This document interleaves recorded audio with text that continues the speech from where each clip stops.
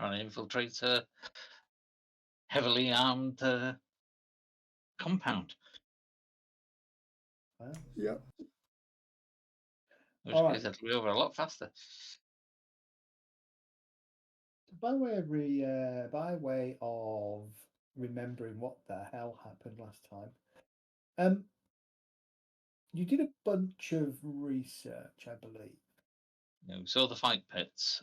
You saw the fight pit. You discovered that the fight pits are Brutal, to say the least. People died in the fight pits. Very much, generally speaking, it was the lower working class and some middle class in attendance. You watched as people were given a liquid of sorts during their watching of the events.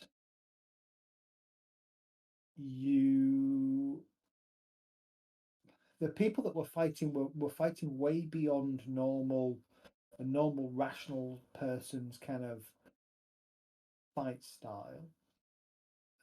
You know that the local nectar is very much feeds aggression. You know that because you fed Loman just before his accidental drowning in the bathtub. you fed Loman some of that to see what would happen. So I think it's fair to say, your observations would tell you that most likely the fighters were on the nectar, but equally it's possible that people that were going to the chairs and were being fed a liquid were probably fed a slightly weaker version, or a weaker version of nectar, not the full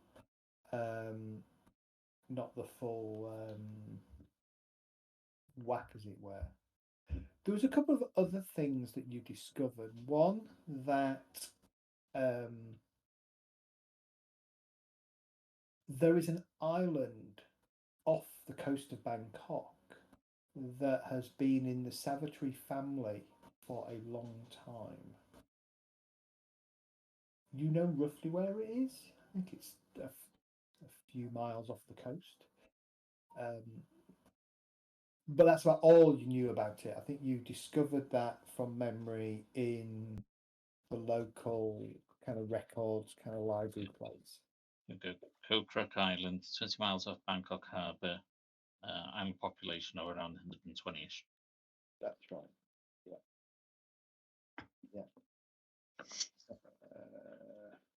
There's something else we discovered about the island. We found the family tree, didn't we? Found the family tree, yeah.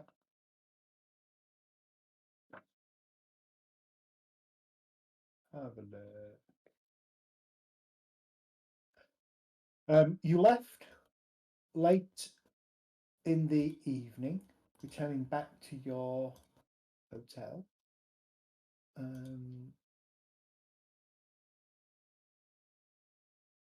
Yeah, that's right. Koh Kruk Island, it's called. And you had the census.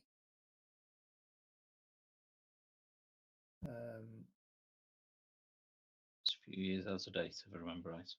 Correct.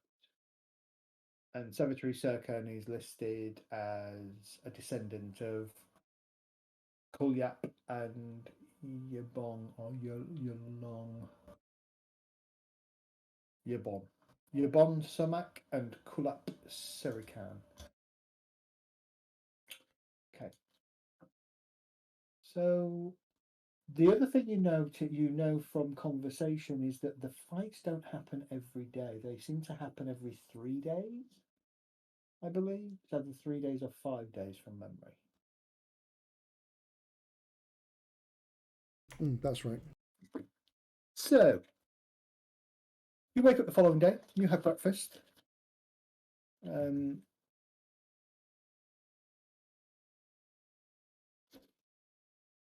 In one of the local papers, um, that kind of covers Bangkok from um, an expat, if you like, perspective, written in English. Ralph probably would read the papers, I would imagine, more than maybe Joseph, and Alfred probably reads the papers as well. I look at the funnies. You look at the funnies, and you on look the at the financials. you look at the page 3 pictures, don't you? Yes. I'm a fan of large feather boas. Yes, exactly. I don't think they're allowed anymore, are they? You notice a small, not near the front page, 3 or 4 pages in, a small article. American man found drowned in bathtub. They found Loman. Time of death unknown, presumably in the last 3 or 4 days. State of body not great.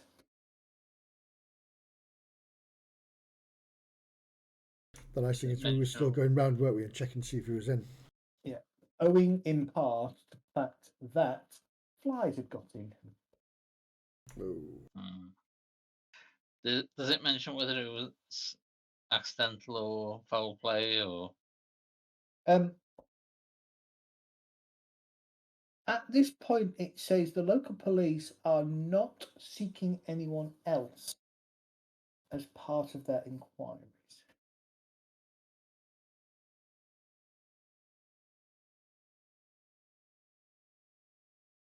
Doesn't name him though. There's no name given. Just along the lines of, police seeking next of kin, but presuming no next of kin appears to be a white Caucasian male. They'll probably say American because they will have found his papers and stuff, so they'll know who it is. They're just not giving much information away.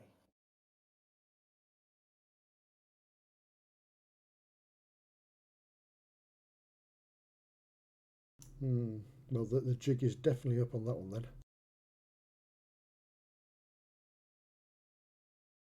Well, we kind of covered ourselves by checking back the last few days. Definitely. The question is, what do we do now? Do we go to the see what's at the bottom of the fighting pit? You believe between you could find an entrance? That's right, because it was we went left, right, straight, right, down, up, rooftops. No. You wrote it all down. I wrote it down. He started to, but partway through, you corrected yourself as well, sir. Yeah. So that would have thrown it off as well. I love the fact that you wrote it all down. That is just attention to detail because I didn't, and I haven't a clue what I said.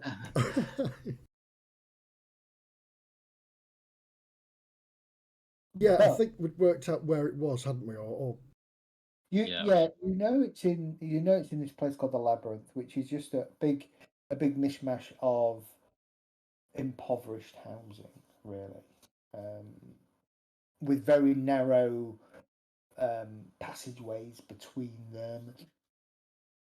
Sort of an area that's maybe a kilometre by a kilometre that's got way too many buildings kind of crammed inside it. It's in there somewhere. You know where you entered it, which is the honey cellars on the corner, on the outskirts. And like you say, you can vaguely remember the directions they took you in. But equally, you suspect. I think some of you've got architecture. You suspect with architecture and a bit of outdoorsman type stuff, you'd be able to find other ways into the area of the labyrinth where you believe this warehouse building was. And indeed, you could probably find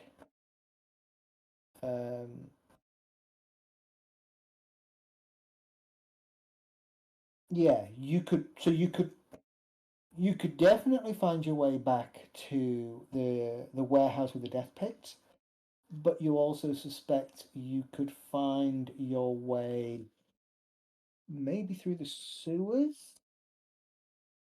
If it goes down that far enough, you think it did. Yeah, because they've got to get rid of the bodies somewhere, haven't they?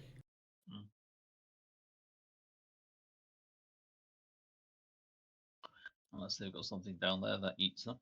Oh God, don't say that. Oh. I was thinking animals more than anything else, but yeah, just a load of pigs down there would probably do the job.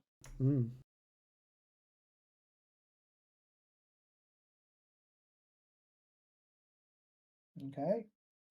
So is that what you're going to do on this lovely Friday? I think it'd be rude not to, because chances are Saturday. I know they do it every. What do you say? 2 or 3 days. Saturday they'll definitely have a fight. Yeah, they actually told us when the next match was as well. Yeah, Saturday. It is Saturday. Saturday.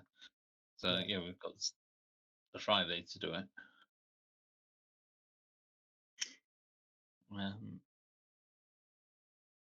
Is there such a thing as silencers back then for pistols? I don't think there is really, is there? No, just walk around with a pillow in your hand.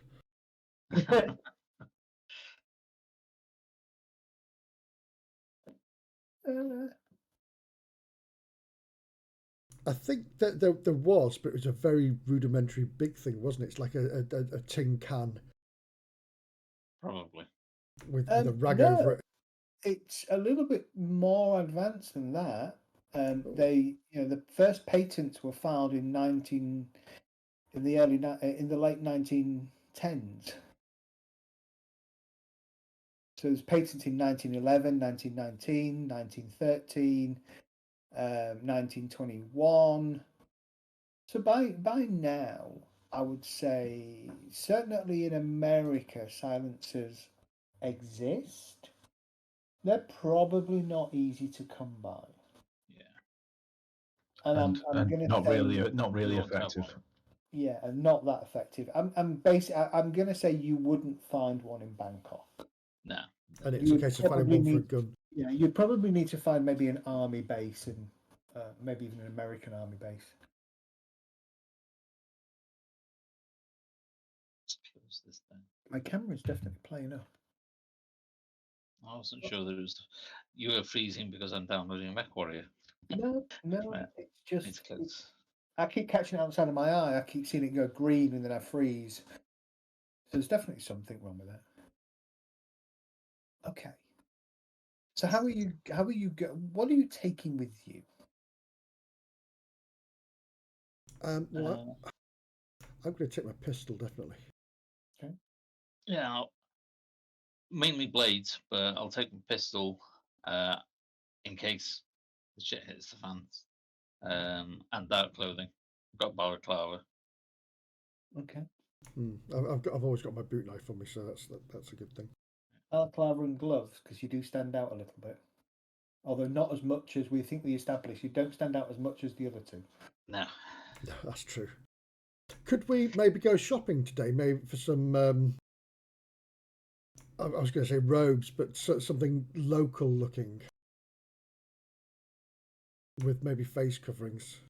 I would say there's a lot of people that are just wearing linen shirts and trousers. We're not talking about Tibetan monk style robes and things, but yeah, you could pick up attire that is matching the local wear of the time.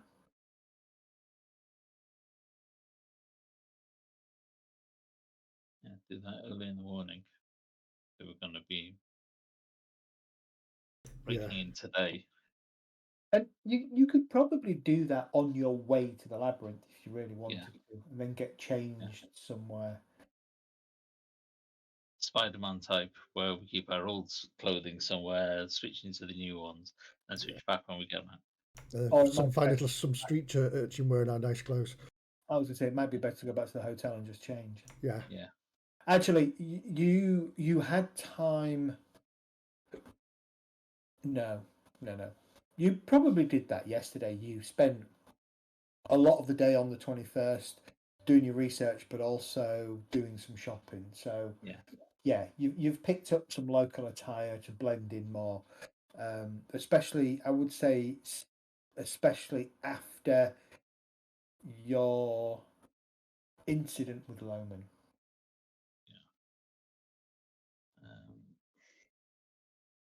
Wonder whether to take a camera or not. If you don't have it and we need it, that'll be the I know. pain. Yeah. And it's not huge, is it? So No. Yeah, I'll take the camera, flashlight, bayonet. Basically, you're gonna probably need a haversack, right, to put Yeah. stuff in. Yeah. Okay. Oh, spend a couple of hours. Get yourself sort of breakfast, totter over, find some stuff, get yourself back to the hotel, get checked. Well, no, you've got your stuff. Load yourself up and be ready in the vicinity of the labyrinth by about 10 o'clock in the morning if you wanted to be. that sounds good. Okay. Yeah, not taking any ID with me or rifle. Okay. Don't need those. No, And I don't think walk through there with a rifle. How are you going to find the place? Are you going to try and go the back door of the honey shop, or are you going to go and try and find your way independently? I think going through the honey shop would be a bit of a giveaway, so I think we should try and find it independently. Yeah, And I agree. somebody to spend a point of architecture, please. Yeah, because we plotted it via the stars, didn't we, last time? You did, yes. Yeah. You absolutely did. Yeah, I don't have architecture. I've got outdoorsman's the closest I've got for. There's your spend. Thank you very much. Okay. You duck into one of the alleyways that you come across and start wending your way through the tight passages of the labyrinth. About sort of 10 minutes of weaving, left, right, etc. You find a grate in the floor, which between Ralph and Joseph, you both agree that this should lead down. Yes, it goes down into the sewers, but it will eventually, you believe, set you off in the right direction of getting below the warehouse level and into that sort of under the death pits kind of area that you're trying to aim for. The passageway, and so you kind of climb into this passage, climb down. There's a ladder bolted to the side, and you go down, pull the grate over top. You're very careful, make sure nobody spots you. It is a very kind of dark, dingy, tight kind of alleyway that you stumble across. You head in the general direction of kind of further into towards the center of the labyrinth.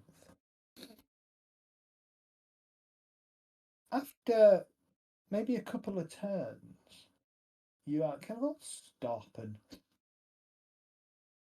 there's an underlying, you've got the sewage smell and it's not pleasant. But as you take this next turn, this kind of, you've gone in, you've turned left, then you've turned right. And as you've taken that second right, a musky smell seems to start to pervade the area and sort of has gradually been overpowering the natural scent of the sewers. You continue onwards and you end up at a passageway that's you're going up a slight incline, and interestingly, the passageway that you're going up is is dry. There's no sign of any sewage or water or anything,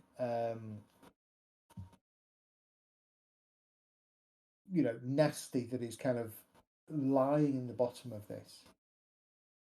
And you get to a grate, like a grate that's been turned into a door.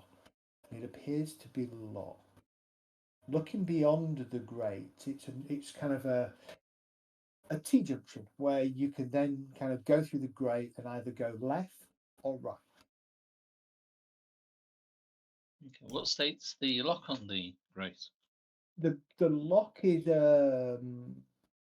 slightly rusted. Doesn't appear to have been used for a while.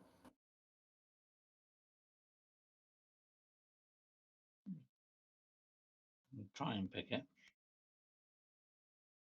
Okay. Can't remember, is pick lock an active skill, or is it it's an active skill, isn't it? There's no dice on it. It's the technical. It's a technical. Oh, okay. You just tell me how many points you want to spend.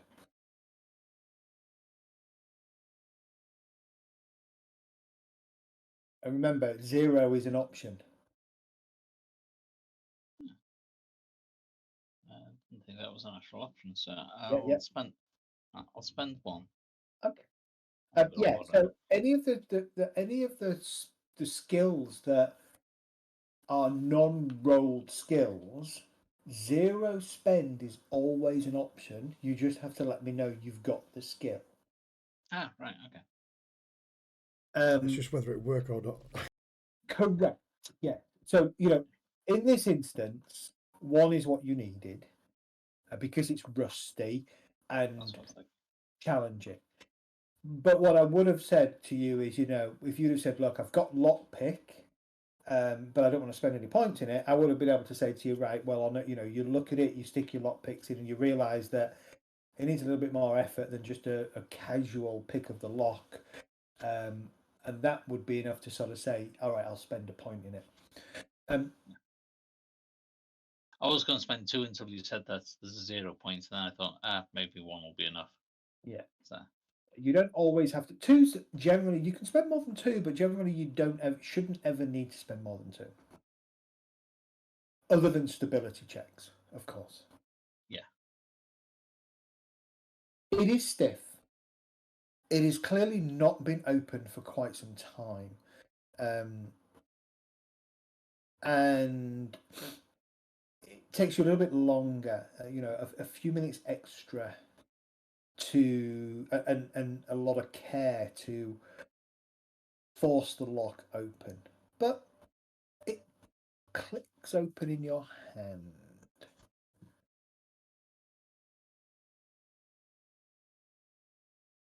I think we carefully grab each side and open it up.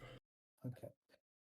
slowly, hoping it's not making a loud I was noise. going to say, yeah, just as you begin to open it, there's that little bit of a metal on metal sound as the door hinges clearly protest against being moved.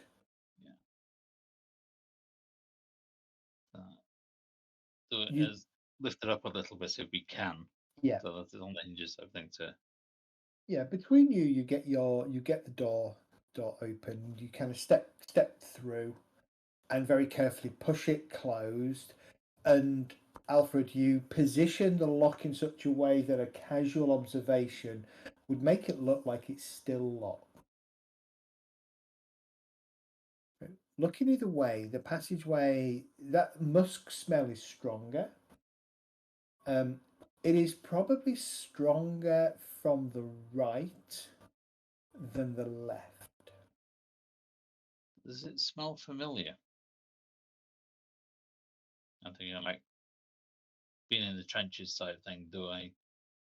Does it smell like a load of blood from battlefield type of thing, or type thing, or something? No, but it does smell familiar. Okay. It smells a little bit like It's not nectar. the nectar that you bloody hell. fed Loman.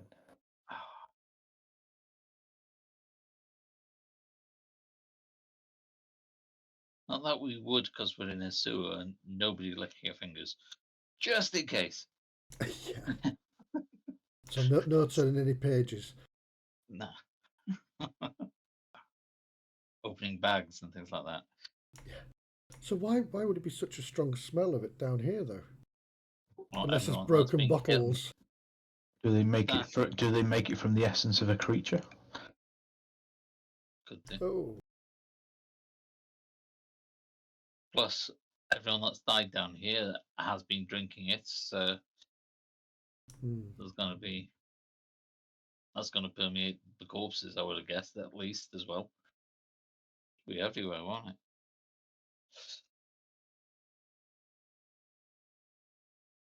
So if we find somewhere that's making it, are we going to destroy the place?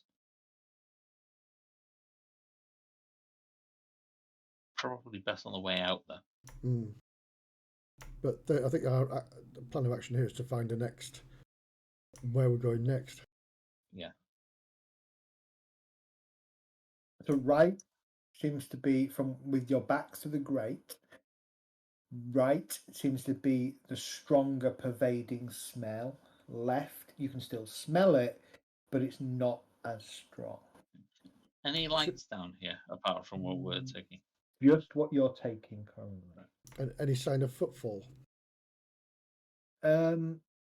Scuff marks, that sort of thing.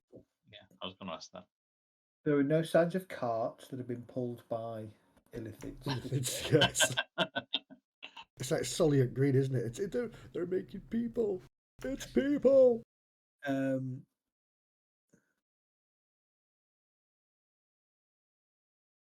There are signs, and actually, to your point, your question, are there any lights? There is a set of weak electrical lights that have been fastened to the wall opposite where the grate is, and the cable is trailing between them, but they're not currently turned on. Yeah, they're going both directions or just both sort of directions. Right, okay. The footfall going both directions as well. Yeah.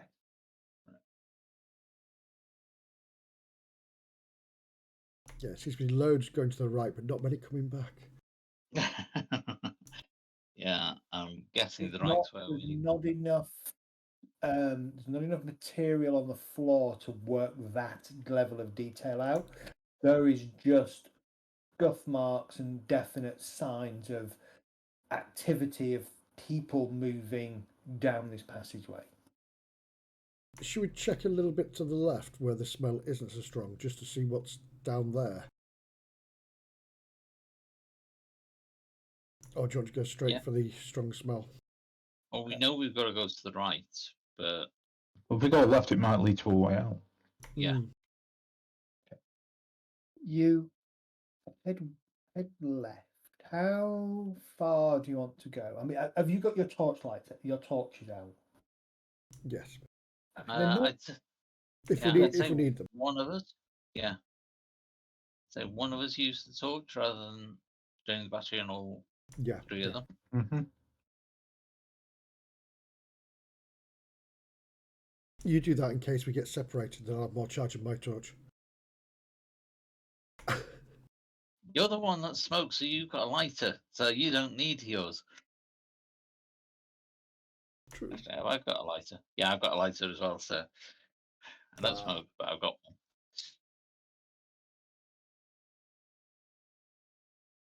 Okay, Alfred, you can lead the way, sir. This is more your neck of the woods. Well, the sewers. No, just sneaking round alleyways. But possibly the sewers. Okay. I would say the light doesn't really light up that well, and it doesn't go that far. So it's more we don't trip or fall into the other side.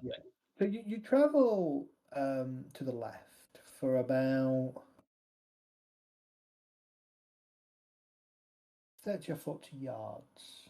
Actually, after about 20 or so yards, your beam of light hits what appears to be a wall, just on the edge of it, and as you take steps further, the wall kind of comes more and more into view. You start to make out the brickwork, and it seems that there is a, sweeping the beam. It seems that to the, from as you're walking now to the right of you, there is it kind of turns a corner.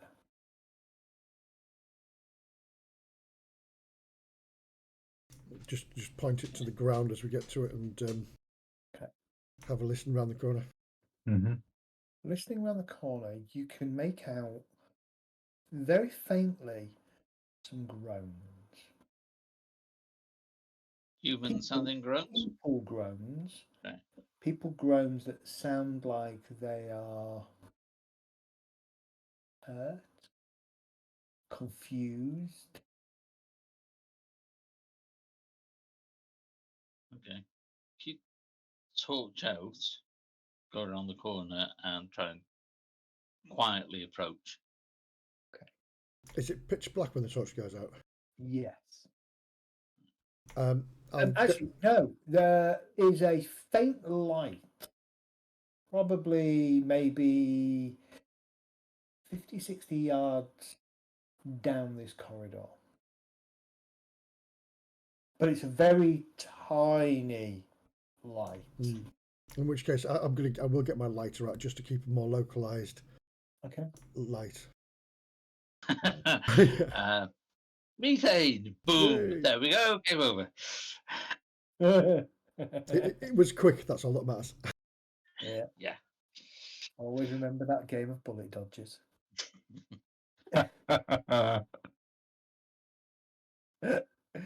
Yep. Methane and cigarettes from office workers who've been evacuated from a building don't mix. Nah. I'm sure. I can't remember. Actually, yeah, it was D&D that played that. Someone decided to throw a fireball down in the sewer. Yeah. It was toasty.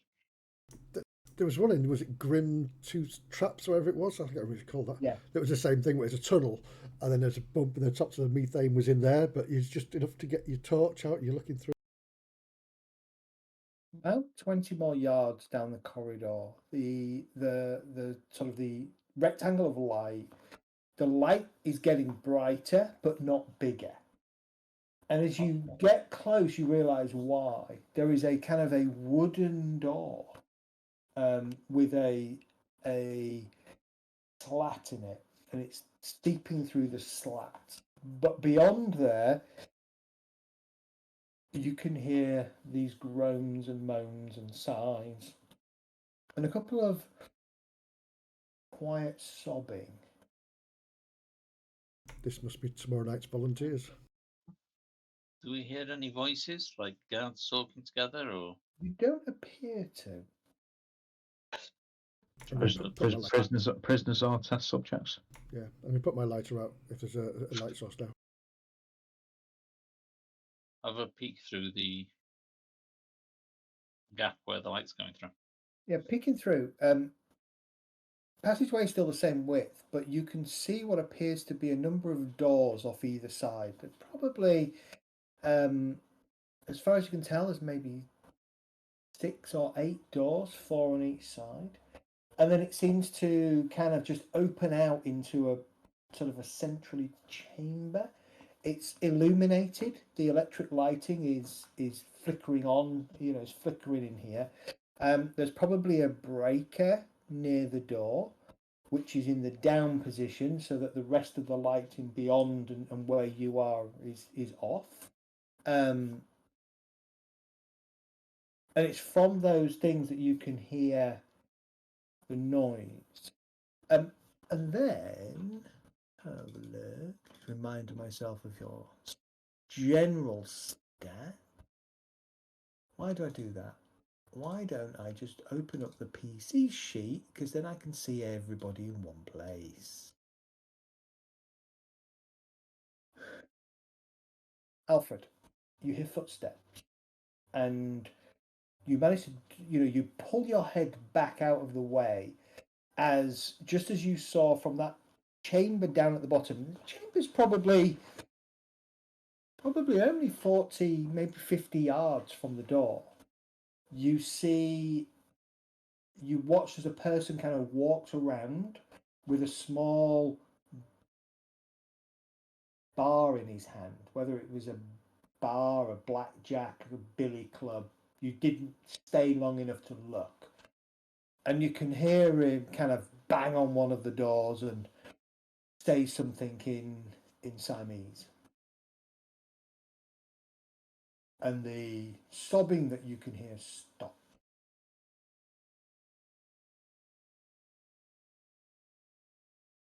And with that, the footsteps get closer, and the billy club taps a couple of times and then stops. Okay. I'm throwing my bayonet Okay. just in case the door opens. Okay. And then listen, see if there's any movement or sign of him settling down or something. You all see the shadow pass across that rectangular piece of light, and then the voice says something. It's quite a harsh voice. Says something and laughs, and there is a muffled kind of cry of sort of anguish, angst, fear.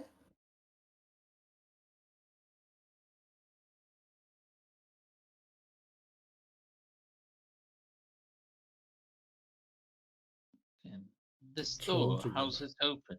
Yeah, which way it's open towards us or away? Open towards you, yeah. And then the footsteps start to kind of get quieter again as they continue. Yeah, Much of the sobbing and groaning has stopped. Yeah, as it's going away, I'll look through the gap again, see if I can see.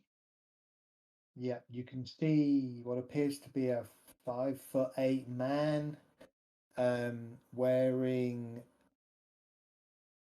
probably a filthy looking, what might have been cream or white linen shirt is now really grey and grubby, and so just brown trousers, and probably maybe even some kind of, what are they called? What are they called? Hold ups, the trousers. Braces. Braces. Thank you. And he just every so often he just taps a couple of times with his billy club on the door of a cell. And then you watch as he goes into that circular looking chamber and then back off to he'll go to the right. Right. As he's walking away, I'll have a look down at his waist. Has he got any blades or anything on him? Not that you can see. Right, okay. Purely a billy club. Just out of interest, the opposite side of that circular chamber, is there another corridor going off with some more doors, or can we see that far? You won't be able to see that far. Just wondering if that's the arena, or is it just a circular place where they take people out to get them ready? See, if we go in there, the prisoners are going to react and make a noise, I would think. Well, my worry is as well as he just around the corner sat on a chair, because he clearly heard them crying and whatnot, unless he's doing just the rounds. Yeah. Well, I'd have taken a chance, so we can safely say that this isn't an escape route unless we're in dire need. Yeah, exactly. I'd suggest we go the other way and look what's to the right. Are we going to come back here to try and free these? It's not our job. That's not why I'm here.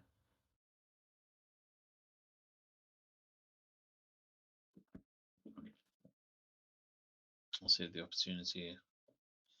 I think it might be a good idea to cause chaos if we let them out. If anything happens, we can let them out, send them the opposite direction where we're going. But that's for later. You're going to head back? Yes, yeah. Yeah, go and check the other direction. Well, I've got nothing to jam this door, have I? Otherwise, I would have put something to jam it. But anyway. How's the door open? Has it got a lock on this door, or is it? It will have a lock, yes. Right, Proper key lock this time, not a padlock. right, okay. And yes, it's hinged so that it would open inwards. No, sorry, open towards you, sorry.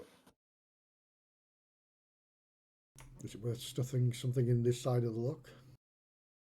I'm going to try the handle and see if it opens, see if it is locked, but I'm not going to open the door. Just to see if it pulls it against a bar that's showing it's locked or not. It is locked, yes. Okay. Well, to be fair, if anybody's going to come this way, we'll know because they'll turn the lights on, won't they? I would have thought so. Okay, you head back. Back to the grate, and then continue again what was going right from the grate. The smell of musk gets stronger. I am going to put my handkerchief and tie it around my nose and mouth. I'm putting a balaclava on. Oh, of course, yeah. My nose.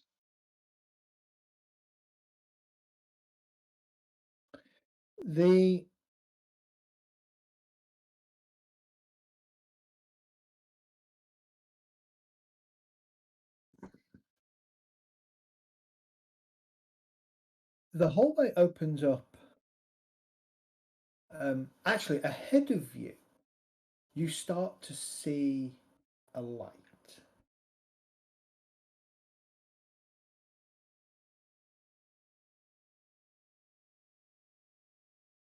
Are we back in Wales and it sent us back to the other direction? Is it moving towards us or is it stationary? It is stationary. Is it like the door we've just been to? No, this is light. In which and as case... you get a bit closer, you can make out it seems to be some kind of chamber that's been lit up. Maybe again the lights have been turned on in that chamber. Torch off then.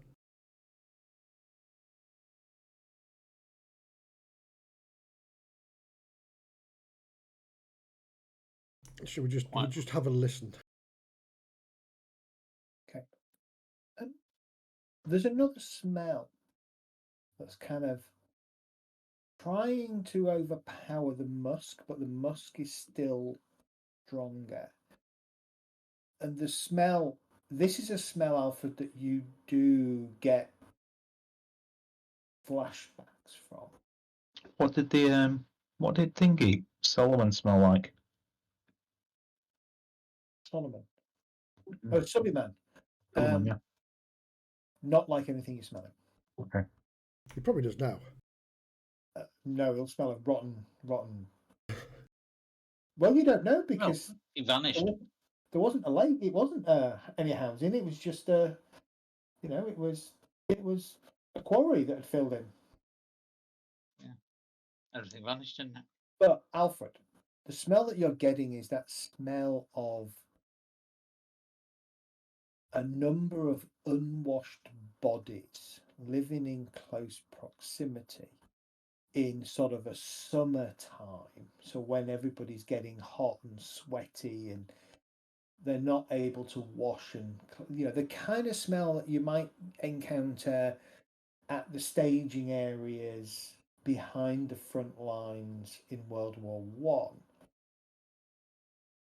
Not necessarily on the front lines, because that's where you would smell more blood and mud and shit. So it's kind of like that in between. Like there is a large group of people who don't see keeping themselves clean as a high priority. And it's definitely start coming from that chamber ahead of you. You tell me it smells like GameCon. It smells like or any other major gaming convention you can think of.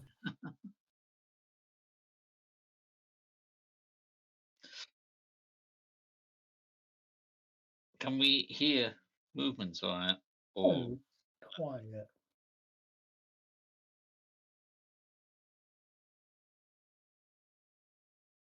okay.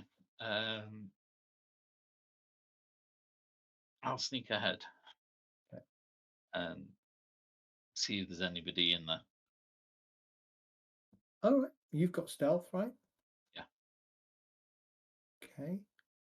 Just give me a stealth roll. You can spend points if you wish. You don't have to spend points. You can just give me a basic stealth roll.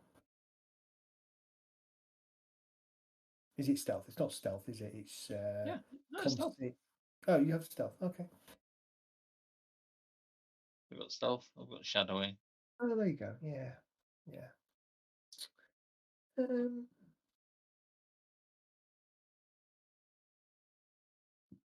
No idea why it's not showing on this thing. I've rolled. No, I know you rolled. It's just not on the list. Weird. Yeah. That's a very good stealth roll.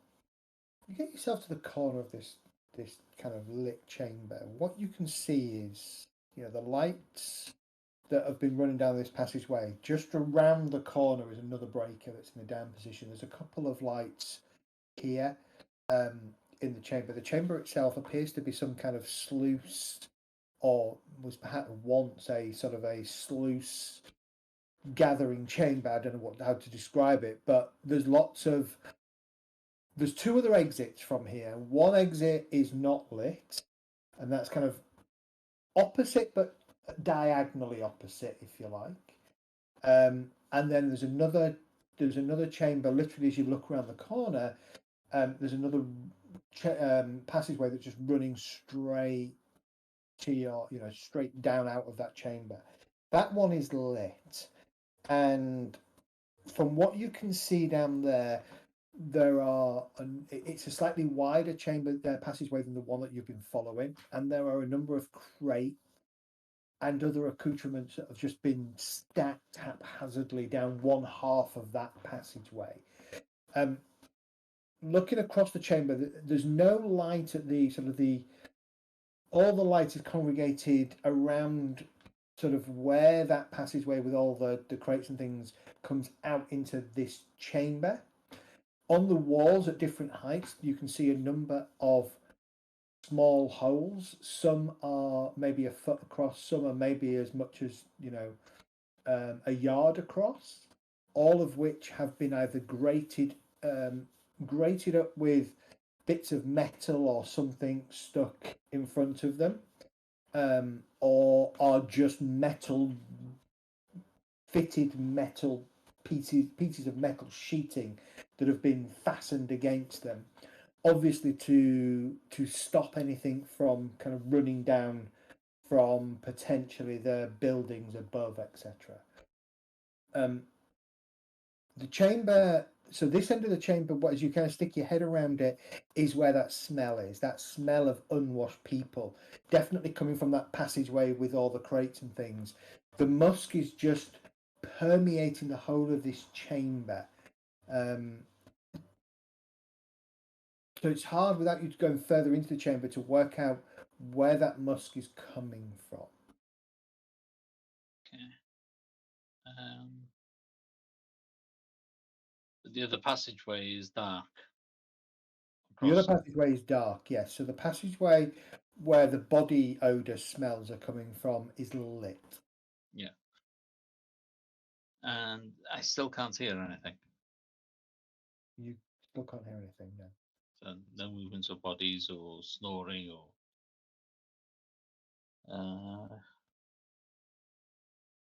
Not from where you are, no. Okay. The lit passageway with the crates and things. Yeah. Do they give cover? So if I tried to go down You there, will be able to hide behind some of them for sure. yeah, I'll head down a bit to see if I can actually hear anything until I get to maybe another entrance leading off it.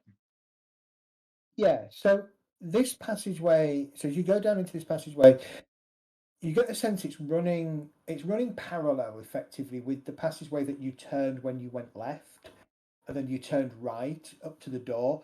This passageway is running parallel to that passageway that went to where the cells are. After about maybe a third of the distance from where the corner turned on the other passageway, there is an opening on your right hand side, and from there you can hear snoring. Sorry, left hand side, you can hear snoring. Right. And I make out how many? One or more? More than one. Right. Okay. Right. I'll sneak back and tell the rest. Okay. So there's people down there. Couldn't tell numbers, but going off the smell, I'd say a few. Were they behind doors or just? Passageways. I think they work here, or guards, or the people that bring out others. And do you know where the smell's coming from? Them. Which smell? The The bodies musky, is them. yeah, the musky smell. Yeah. The nectar. I wonder if that's what's in the crates. The nectar. Yeah, I'm guessing that's what's in the crates. We could start a fire. See what happens. Might smoke them out. Yeah, I think we need to look around a bit more first before. The other passageway, the dark one, I haven't been down there, so I don't know what's down there. I think that's our next route then in that case. What do you think, Ralph? Yeah, I think we need to avoid people as much as possible. So dark route. I think any destruction or letting people know we're here is going to be our last stop, last port of call. Yeah. Again, As we go out. Yeah. Yeah. Okay. As you move back to the corner to go into that sort of semi-lit chamber, you hear the quiet voices talking in Siamese. From down the lit passageway, or Lit passageway. You can vaguely make out, as you kind of glance around, you can make out beyond where you went, further into that passage, what appears to be two figures just quietly talking to each other.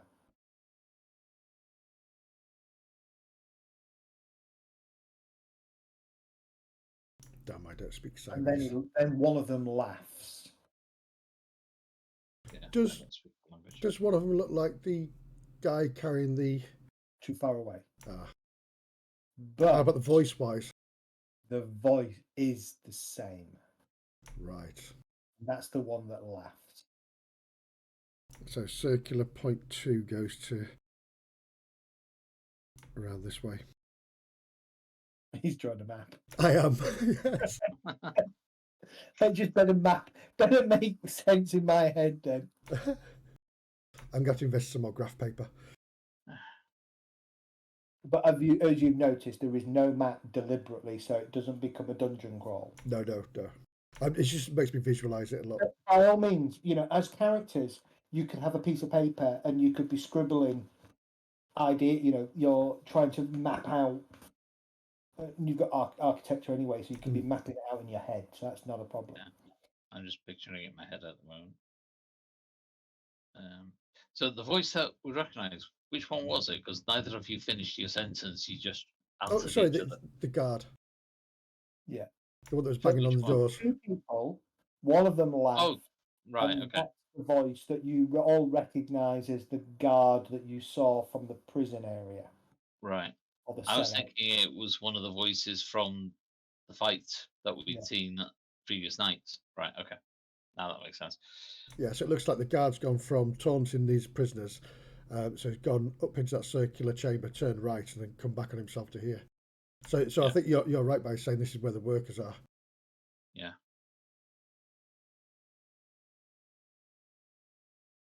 But You we've only can seen hear one. the voices start to get faint again. Okay, I think that's our chance to go to that dark tunnel. Yeah. Okay. You scurry across the chamber. Like I said, it's kind of a. If you imagine, you've come in at the left-hand side of the chamber.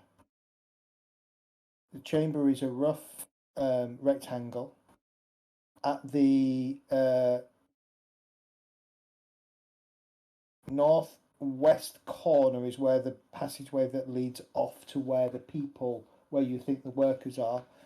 And so, sort of, just not quite the northeastern wall, sort of east-north, just a little bit below that on the east wall is where the dark passageway continues. Right. Okay. The chamber itself is not. It's sort of a rounded rectangle rather than a straight rectangle. And as I said, in each of the walls at different heights, there are these openings that have been deliberately closed up.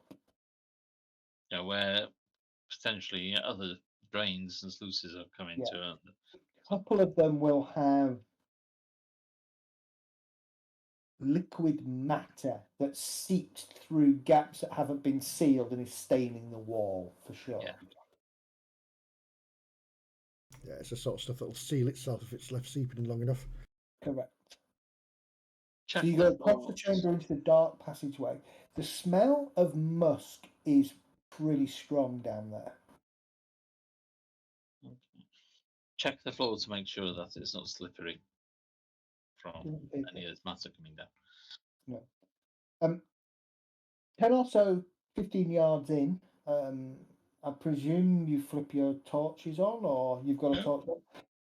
Literally, the beam extends straight to a wall. As you kind of go into it, there's a wall sort of 15 yards down, appears to turn left. Yeah, would turn left. Okay, turn off the torch, go up to the corner of the wall and peek around. Okay. Not too far ahead of you, there is a door. The door appears to be. Let's have a look. The door appears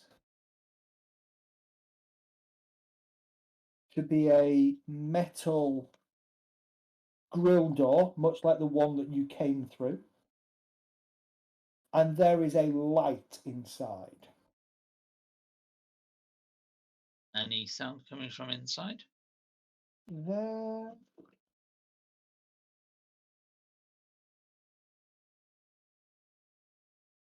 Yes. There would be. Humming. Happy, jovial humming. That's kind of unnerving. It's more reassuring than that I was expecting. I was expecting growling or something. So when I snuck up, something would start barking, but it was humming. I got more chance of sneaking up on it. Can you see if there's a lock on that grate, though? Yeah. Well, I'll go and take a look. I think we'll wait at this corner. Okay.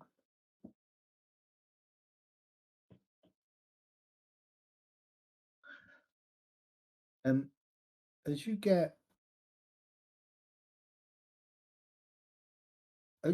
about 2/3 of the way down the passageway, first thing that you notice is that basically the door is on the, for want of a better, so if you've come, see now you're mapping it, you see, now I've got to make sure the map makes sense. Oh, sorry, I'll stop. No, keep mapping it. So you've turned and Yeah. you're kind of heading, let's call it north again. So there are 3 passageways that kind of go north that you've encountered. This one that runs north to where this great metal grate door with the light behind it is on a corner where the passageway then turns West. west. No, east. Sorry, east. East. Sorry, looking at your camera while you're doing that. You're going, oh, you're going left. Oh no, it's a mirror. It's only about 20 yards before it turns. And Alfred, as you get about 15 yards down here, the humming pauses. I stop.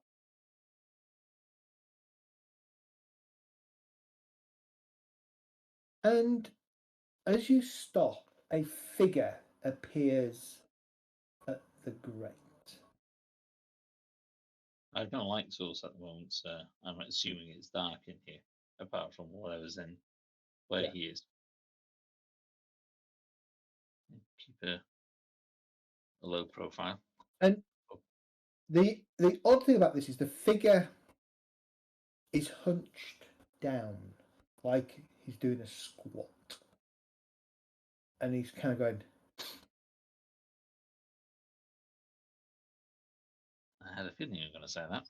and then says something in Siamese. Column.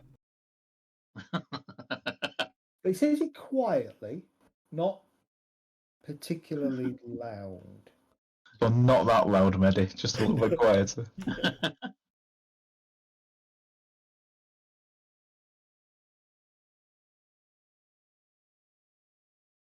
Can I make out any features? Has he got light behind him to show him up better than that? Yeah, let's see. Do I have I haven't. Oh, maybe. No. Just making sure he is still human, considering some No, of the no, things we've he's seen. definitely human. No, I haven't. Bear with me a second. I can do this.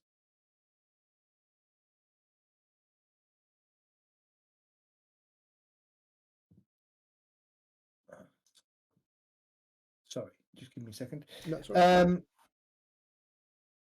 Yeah, so he's usually wearing sort of a strange cap on his head, like a fez, and what appears to be a uniform.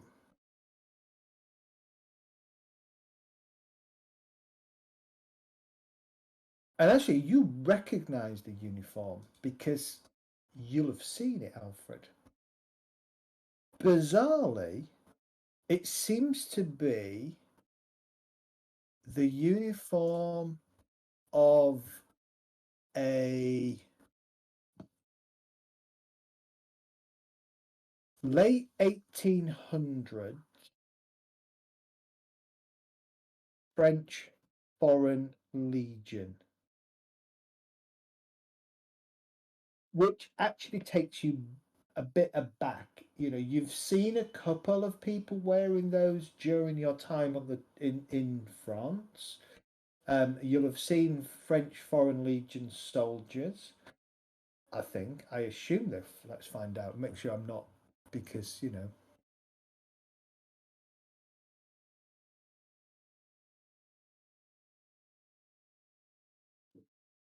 Yes, they were present in World War One. Of course they were.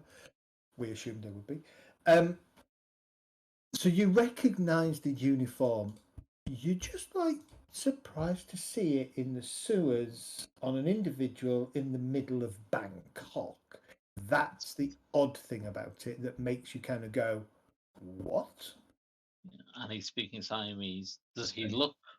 Can I make out facial features to see whether he's local or? No, he's definitely local. Right. Okay. So he's not a Frenchman. That's correct. Yeah, but if you think anybody could join the Foreign Legion. Yeah.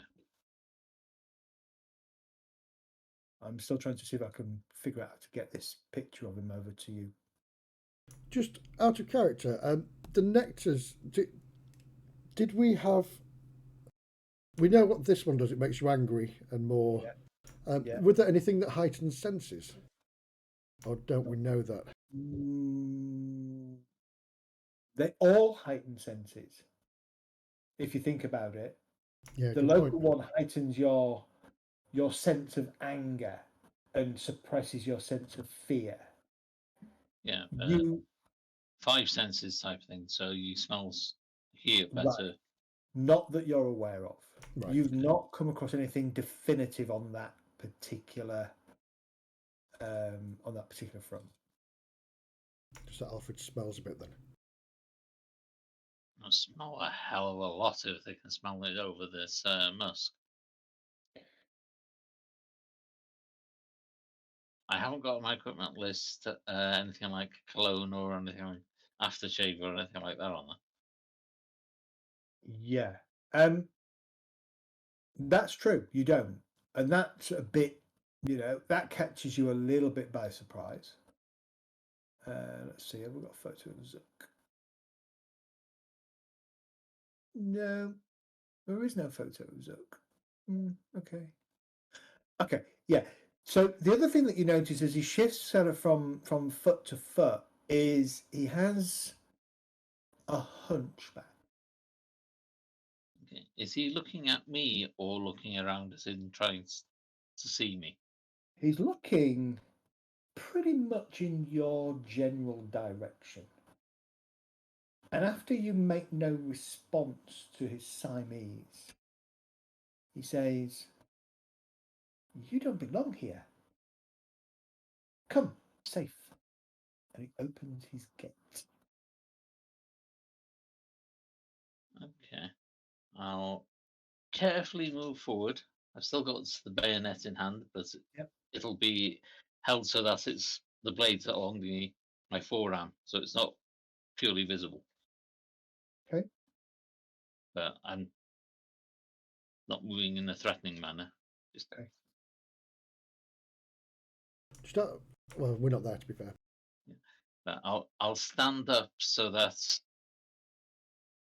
I'm eclipsing the light enough that they know that I'm actually walking openly and not sneaking forward. Yeah. So they can see something's happening. Okay. And the gate opens seamlessly. No squeaks, no scrapes, no nothing. And beyond is a completely different scene. Well-made wooden shelves affixed to the walls with various knickknacks and other accoutrements on them. He appears to be in his 30s. Now you're up close. He's barefoot, and the bottoms of the trousers are all tattered and ragged and ripped. The uniform, again, the tassels on the arms, there's several of them are missing, and a couple of them are torn, and there's a few rips here and there. But it is no doubt it is a late 1800s, early 1900s French Foreign Legion uniform. And on one of the shelves there appears to be a couple of military accoutrements, a small frame with a couple of medals in it, and what appears to be a saber laid across in front of the medals, and a grainy black and white photo of a man in a uniform in the French Foreign Legion uniform, alongside a couple of other individuals also in the uniform. And that man again looks Siamese in nature. He kind of gestures you to come in. The other thing that you notice is kind of like two small chambers in one, partitioned by, well, it's a largish chamber that is partitioned with sort of a rattan kind of partition across 2/3 of it. Beyond, you can just make out what looks like the edge of a bed. And in here is a table, a small stove, a small barrel or bucket with water in it, another one with more water in it, but it's immaculately clean. Okay. And as you come in, he goes, "Sit, sit. I don't often have visitors other than Thawi. Okay. You Yeah. work for him? We have an agreement." Is that you? I'll point out one of the pictures. No, grandfather. Ah. Who are you? What do you do here? I'm the keeper of the mouth. And that Which mouth? is where we'll take a quick 10-minute break. Okay. Wibble. Rub his belly. Yeah. But wear gloves. None of you are marked yet.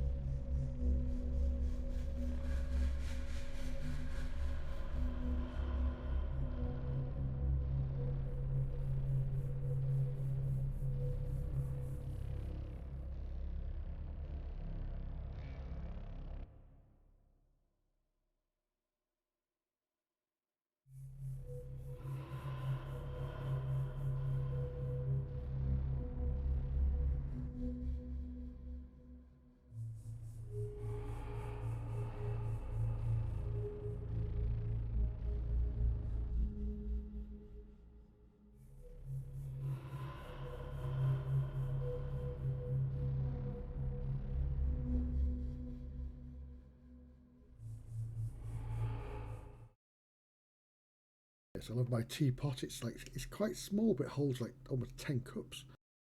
Nice. What, little tiny baby cups like Tiny this? cups, yeah. Little cups. Yeah. So you've got one of those little tables and plastic cups, and you sit on the stools where your knees are up by your chin. Yes, I'm never alone because I have all the dolls around me as well. Yeah, that's the type of thing I was expecting. Yeah, and they talk to me. I mean, as you go in to this kind of living area, the thing that strikes you about it, Alfred, is the sheer amount of military memorabilia across all of these various shelves. Spent bullet cartridges, campaign maps, flags, done works, right? In one corner with a hole in it, there's probably a Jerry helmet. Right, okay. Stuff.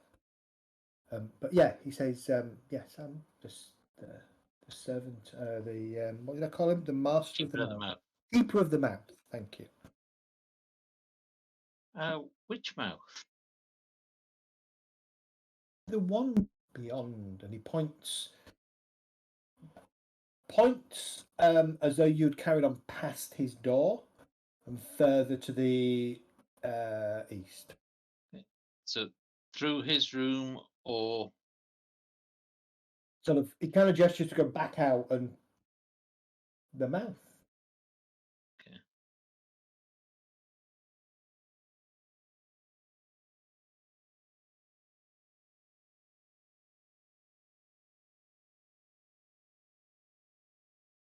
Just out of interest, just to rewind a little bit, when he opened the door, I mean, we would be poking our head around the corner. He didn't unlock it; it was open, wasn't it? It was unlocked. Yeah. Right. Looking at him, does he look to have any deformities apart from the hunchback? Like he's not got No deformities apart from manifestations. No, doesn't appear to have any manifestations.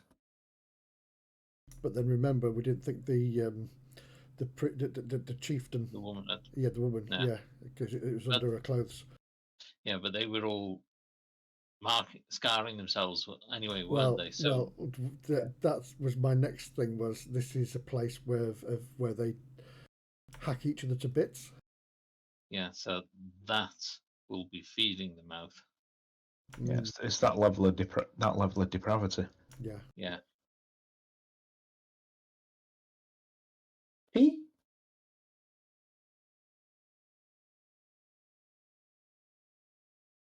Okay, so Tea? pardon? Tea. Tea. He Yes. gestures to, and he gets a couple of military tin cups. All right. Looks at one and shakes it out, puts it down, and little fire gets it going and stokes it a bit, and puts a kettle on and throws a load of leaves into it. Okay. Yeah. Thank you. So,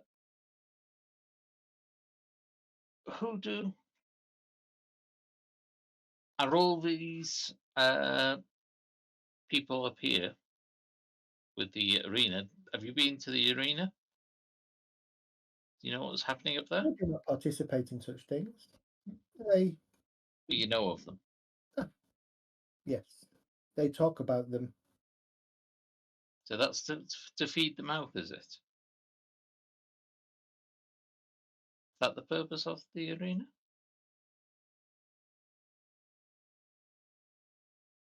Perhaps, but maybe not. Maybe feed is the wrong word. The mouth does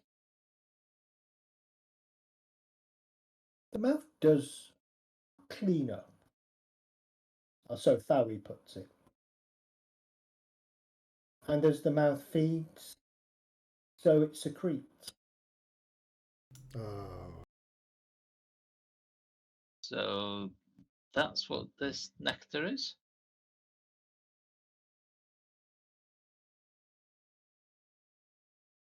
Yes. It is the vomit of the mouth after it is eaten. You look surprised at this.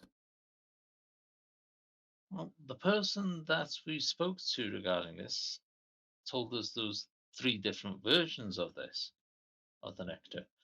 One in Valletta, one here, and one in Los Angeles. So there are 3 mouths at the moment, are there? Malta. You know? Valletta is Malta. Valletta is in Malta. Oh, sorry. He looks It's at you capital. quizzically. He says, "I am but the keeper of this mouth. I do not know if more mouths exist. Though their otherworldly nature, they could exist.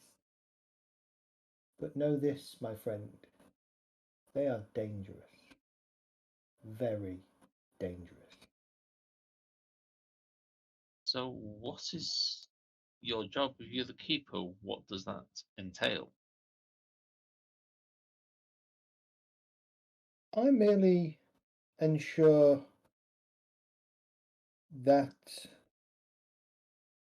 it is looked after. I make sure the cult harvests the nectar properly.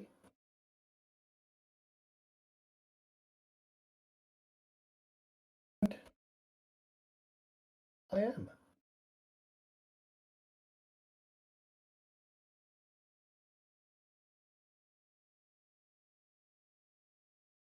Study. I watch. I plan. And for what?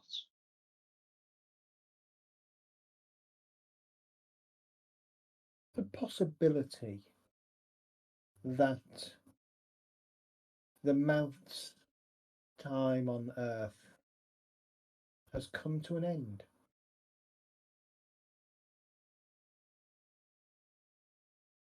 And when that happens, when it does come to an end, what happens then?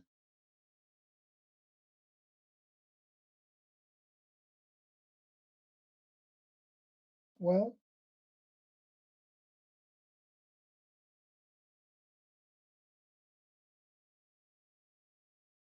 when it happens, I will take action. And he lifts the pan off the thing and swirls it around a little bit, pours into each of the things, passes one to you, and takes the other one for himself. And by the way, the one that he shook out is the one that he keeps for himself. Right. Because that's his normal drinking cup. He wasn't going to give you that. Right. It looks like and smells like tea. Not I would say it would be Oriental tea that you've been drinking. It's not an English or an American breakfast tea for sure. It is more of a lapsang or something like that. Yeah. Just making sure that there wasn't nectar inside. No. And he was drinking this. The other thing is, whilst there is a smell of nectar, it is quite faint in here. And nowhere in this room can you see any of the vials that were used to store the nectar in. Right. Having a quick look around, does anything look like the strange objects we've been finding, like the stone daggers, any markings of protection? Do you have a skill you wish to? Do you have any skill that you wish to spend a point in? There isn't one for observation or anything that I can find. You do have a skill that could be used. Do you have a detective skill? I've got a few things like evidence collection, but I would assume that would be the skill. That would work. Yeah. Think about how you could use evidence collection. It isn't about picking things up. It's also about spotting evidence, right? And collecting evidence. Okay. Give me a point in evidence collection.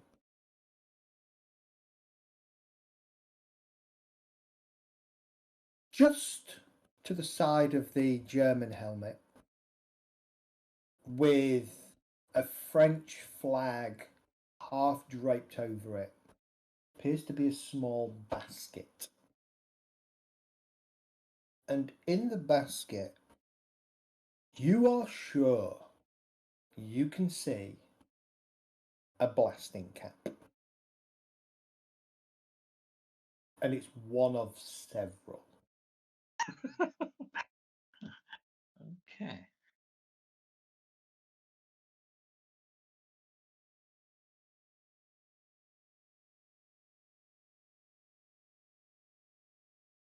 That'd certainly shut her mouth, wouldn't it? Well, I'm trying to remember. Is the mouth trying to remember back to where was it, Cairo or something? Ethiopia, Where, yeah. Was it the mouth? Once it gets to a certain stage, Golgoroth comes through, or Possibly. I can't remember.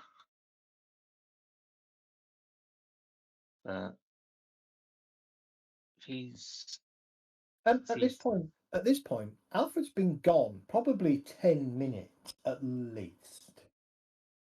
I'm not talking quietly though. No, and you can So, hear Alfred okay. and this other voice talking. What are you two doing?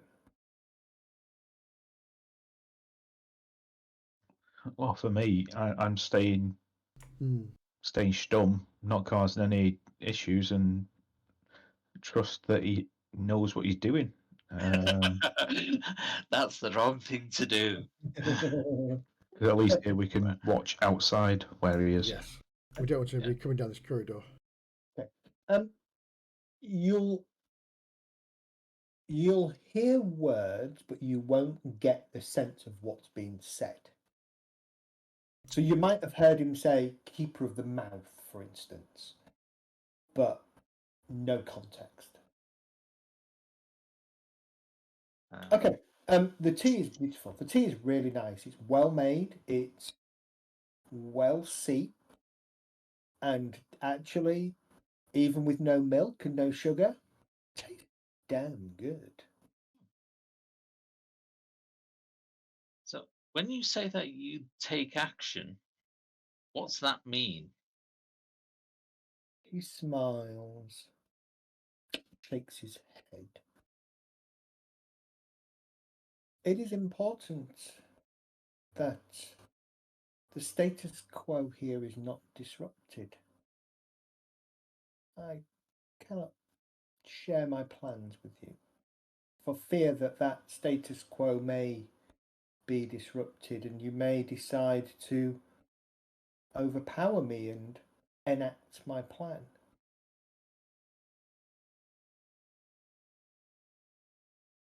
So looking around, your plan isn't to stop anything coming through if the mouth gets to a certain stage. Because that would upset the status quo.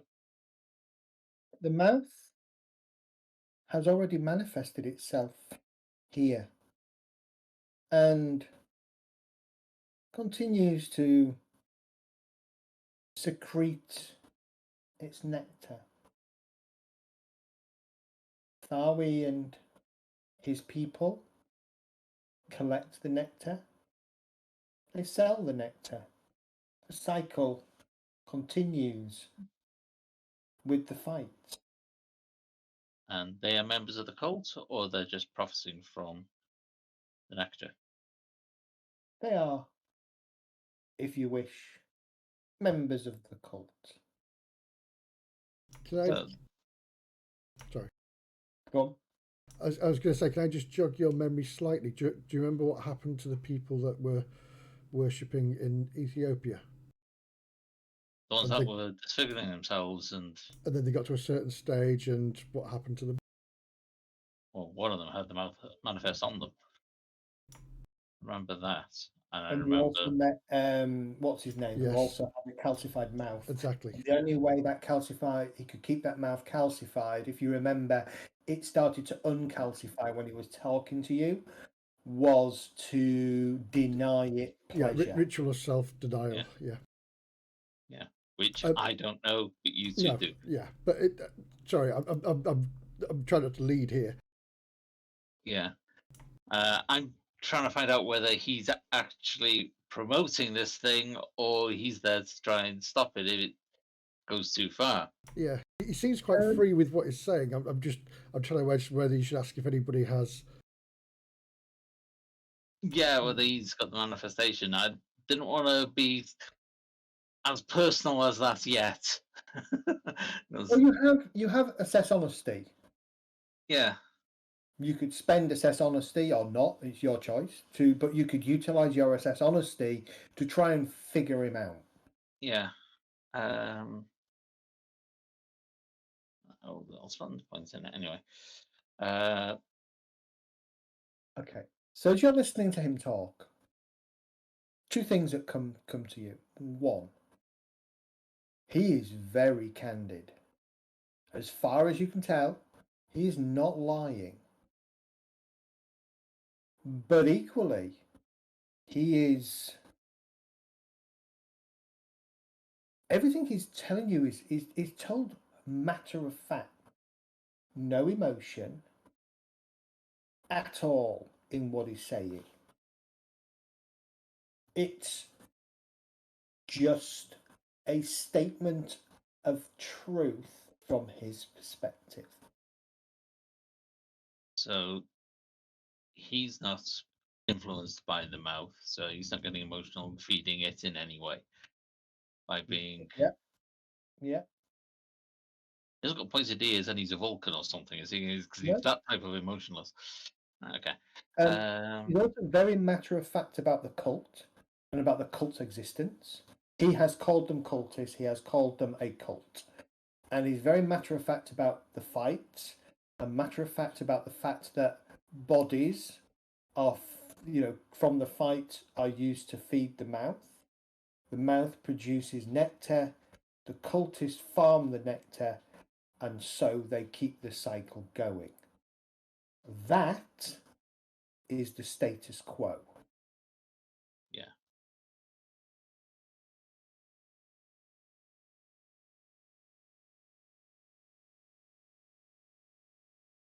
It is.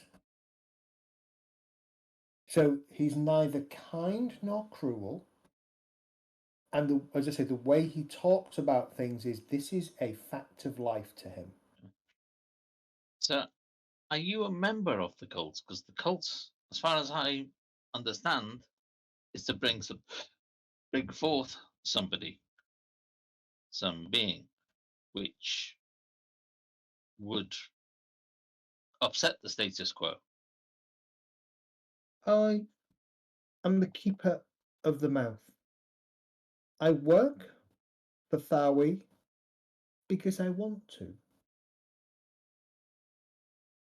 I do not follow their ways or consider myself to be a member. They merely are, and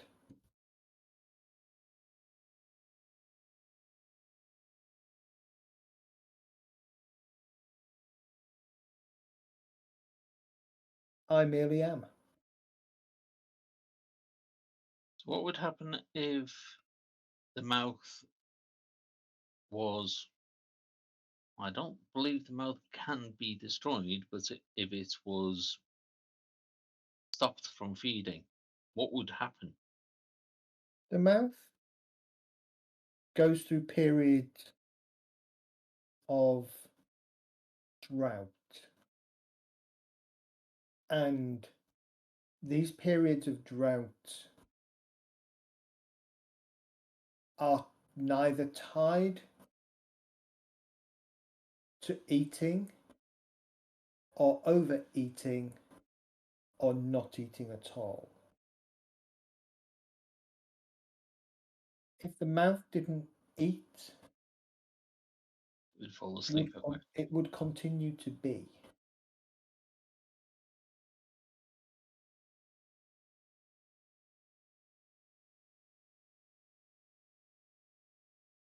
So how did you become the keeper?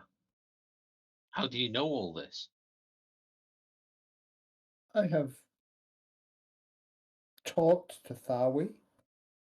I have listened to Thawi.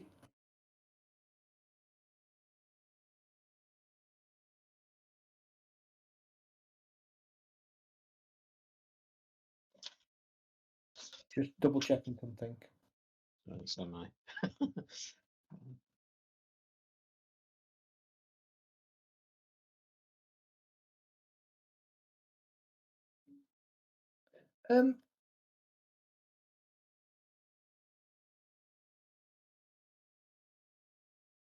He kind of doesn't really answer that question.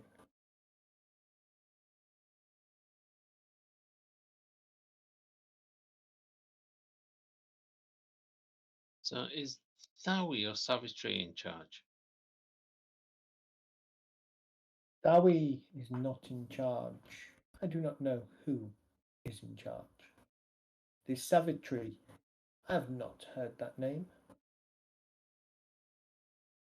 As far as I know, she's the one that's in charge of the cult here. And he kind of shrugs, matter of fact. That may be the case, though Thawi may choose to differ in his opinion at times. Certainly, if Savitri is the leader, Thawi is an extension of her will.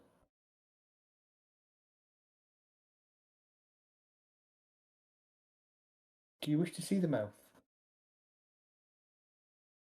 Would you allow me to see it? Of course. But you must not touch the mouth. Oh, I have Nor no touching it. get close to the mouth, that it may kiss you in its embrace. I have no intention of getting anywhere near it. Sight is as close as I'd ever want to get.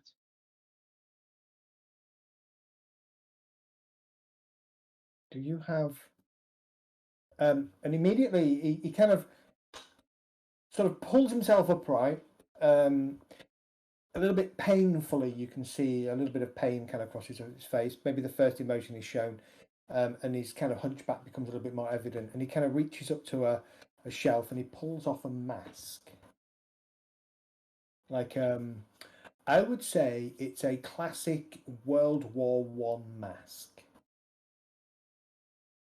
Gas mask type thing. Yeah, that he puts Right. over his face. Okay.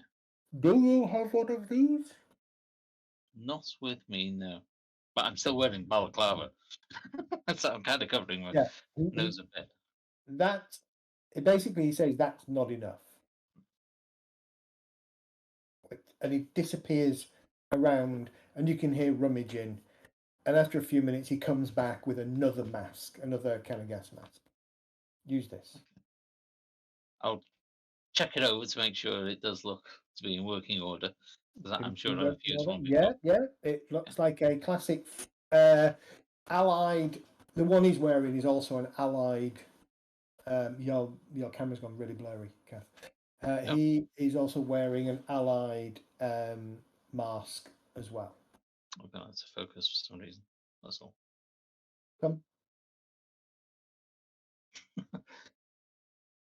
Yeah, I'm out of focus for some reason. Yeah. It's all right. You got a piece of paper, white paper. Hold a piece of paper in front of the camera. The background. It's a bit better. That's what my boss used to do all the time when his camera went out of focus. He'd hold it right up to the screen so all the screen could see was the white paper, and then take it away. And oh look, it freezes the camera like it's just done. Drop to the hand. You two hear, well, you don't hear because the door is silent, but the door opens and you can see this strange man in a weird uniform and a gas mask leading Alfred along that eastern corridor. Strange gimpy sex activities going on here. Also wearing a gas mask.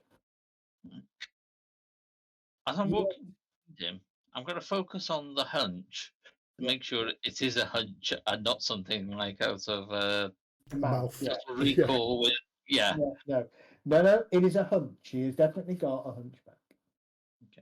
Okay.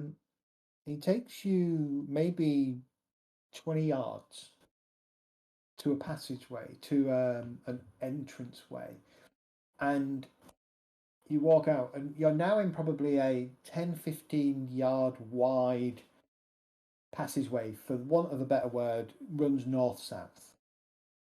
At the southern end where you've come in, it's kind of sloping upwards and you can look upwards. There is a sluice, I believe.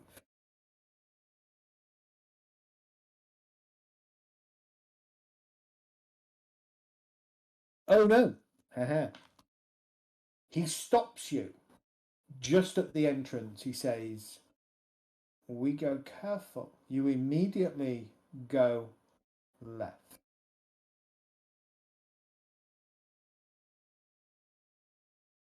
Okay, so there's a Stay turning. close to the wall.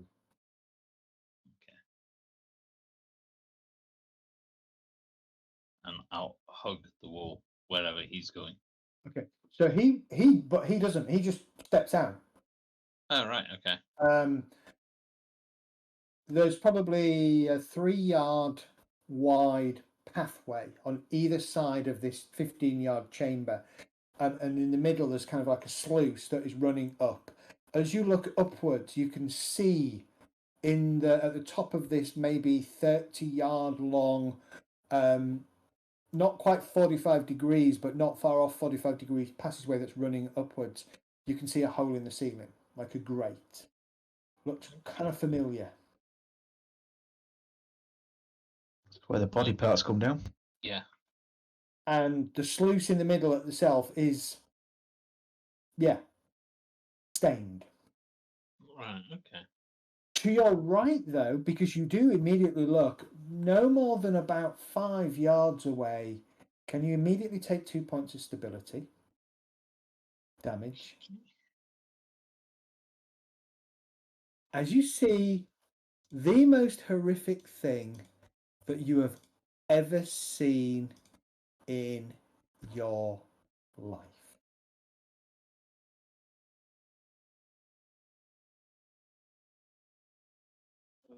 Okay. In the southern end of the wall, at the bottom of this sluice, is a huge mouth, broadly circular, with generally triangular teeth set into both its lumpy gums and the soft flesh of its gullet, vaguely shark-like in arrangement, though less regular. No lips, a short, stumpy tongue. Around it, the ceiling and the floor are stained by chunky gouts of what you can only assume is nectar. Are the footprints in this thing from the people coming to collect it? Or can I see how they're collecting it? There are several tools, like long poles with scoops on them and stuff like that, for them to just go up into the ceiling and prise it down. Okay. So they do come here. And at the very top, there is another passageway that runs off the same wall that you've come in on. Okay. Have a quick look around, not looking at it, but look to see if there's places where I've been prepared for blasting caps if he's going to blow something up here. Ooh.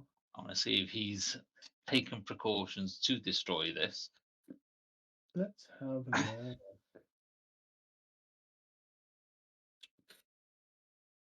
Okay, give me an explosives roll. You are not trained in it. I have explosives. You do have explosives, yes. You I've don't have got any two. points in it though, do you? Yeah, I've got two. Oh, have you? Okay, for some reason it's not up to date at my end. All right. Hmm. Okay, in which case, do you wish to spend any points? Yeah, actually, I'll spend one because it's a roll. So, Yeah, you don't need to spend. You don't need to. Yeah, you've rolled, but that's fine. Okay. Since that's what you're looking for, at the sloping lower end of the room, in a odd pattern, you can see strange lumps. In each of the lumps, there is a hole. And the hole looks like the kind of hole you would create to fit blasting caps and fuses in. so they're not there already. We'd have to put them in, which is probably going to be suicidal. The odd thing about their location is they are close, but not really close. They appear to be just outside of, for want of a better way of saying, they're just outside of the reach, you think, Of the of tongue. this creature's tongue.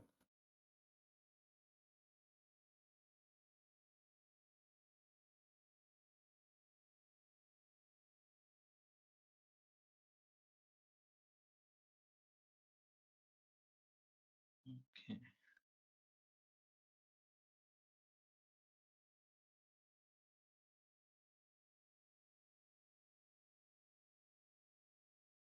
You feel a tap on the shoulder, and we should leave.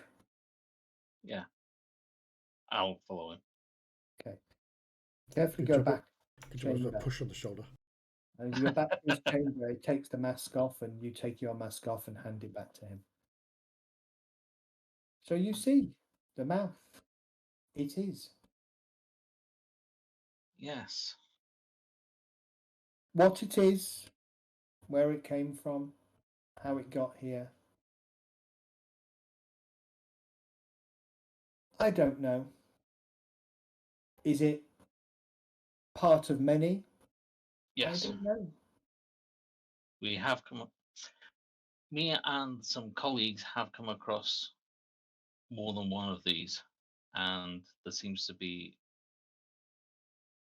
other creatures involved as well. Do you know anything about them? Shakes his head. They are not. I know.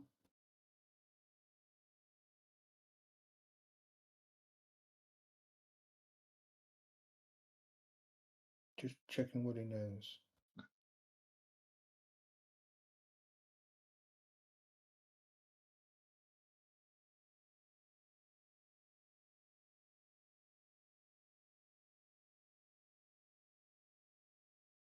I have seen. It is possible, for I have seen dead flesh left too long in the chamber manifest small mouths upon it. Yes. So I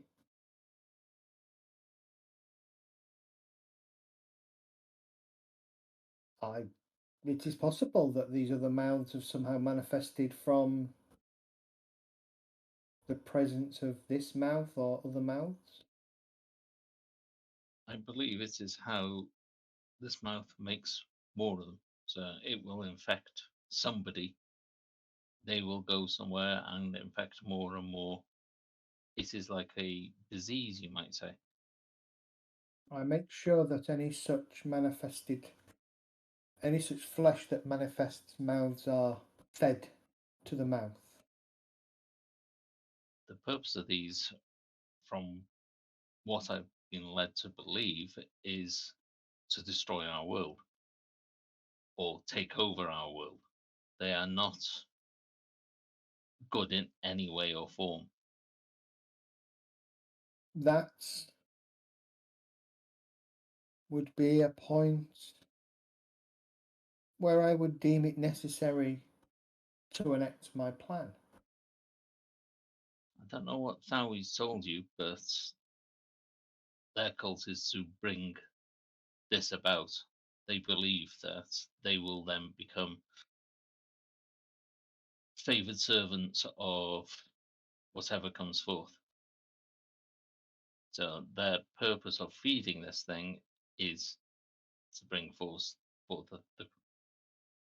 the creature that is tied to it.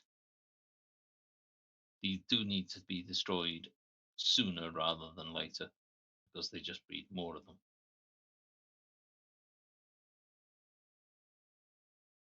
We have encountered these in other countries. That would be something I would consider breaking the status quo. At that point, should I get word, of course, that we may choose to keep such activities away from me or from me. Because it may be too But late at that point. I know the mouth well enough to know its habits, for the most part.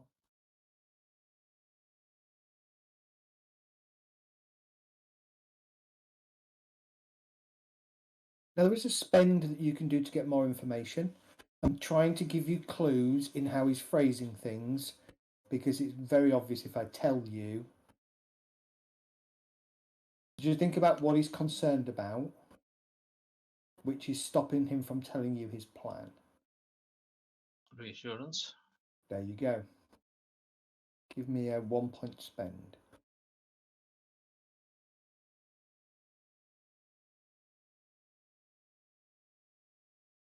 He pauses for a moment, kind of thinking, and then he kind of flops down on a chair.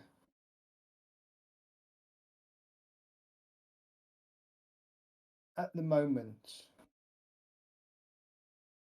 the status quo does not seem to be disruptive. The fights feed the mouth produces the nectar is sold to the fighters feed the mouth produces the nectar. Any manifestation of small mouths, I ensure, are fed. Any cultists who stray too close, well, they feed. The circle of life, the status quo remains. But you are a shrewd man, a military man, if I may. I know I myself served in many military units, including during the Great War. So I can tell fellow soldiers, and he smiles. They are selling this nectar to other countries, so it is not a circle of life just here. They are spreading it elsewhere, which is causing more mouths. That may be so, but the mouth here remains part of the local status quo. I cannot stop Thawi selling. Well, you haven't encountered this nectar outside of Bangkok. No. But then you haven't necessarily, since you left LA, been looking for nectar. You certainly didn't find any in Ethiopia, that's for sure. That one was kind of trapped, so it couldn't actually create any anyway. Yeah, it wasn't being milked. And England didn't have one anyway because it's England didn't a have rival. one. Correct. We've got 3 different sizes of nets, so we've got the one in the Med. We've got this one, and we've got the one in the States. Yeah. We've not found the one in the States. You've got evidence that it is shipped because you've got shipping packaging in Lomans, both from Los Angeles and from Valletta. You don't know if this one is being shipped anywhere. You've got no evidence to suggest it has. But maybe you've not been looking hard enough so far.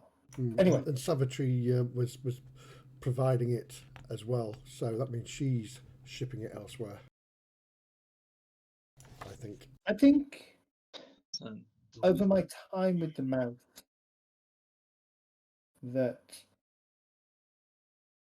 it is able to regenerate itself from its own fluids, and I think that is borne out by these manifestations of smaller mouths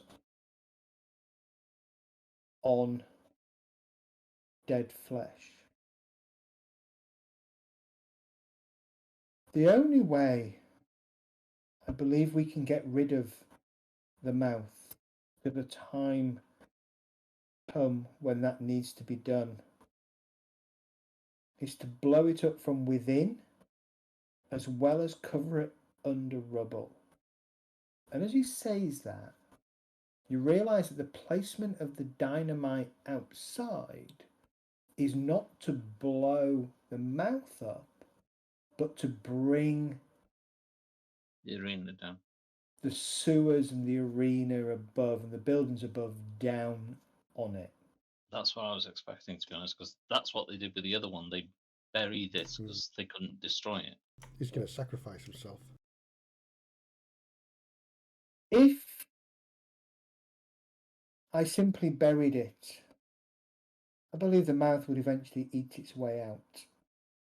And if I blew it up from within, I suspect the resulting rain of its viscera would spawn dozens, hundreds, thousands of new mouths across whatever area was affected. Thus, I believe it would become necessary, should it become necessary, to blow it up from both without and within. As you can see, it is merely 20 paces to the creature. I believe I would have time to pack a corpse or... And again, he says this very matter-of-factly, no emotion, just a statement. Yeah. A living person with dynamite on a short to moderate fuse, feed it to the mouth, like the buried TNT, and then with a grin which catches you by surprise, run like hell. Such that the mouth would be buried under a blanket of rubble, which would limit the spread of the mouth flesh explosion to follow in short order.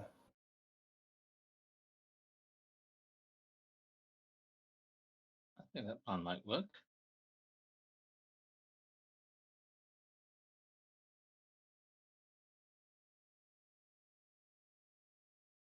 My main aim is to...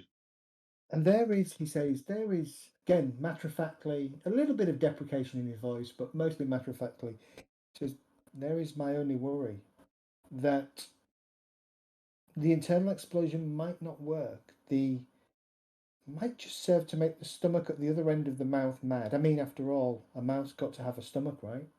So where does the mouth lead? But in any case, I don't stick around long enough to find out the consequences for having got the situation wrong.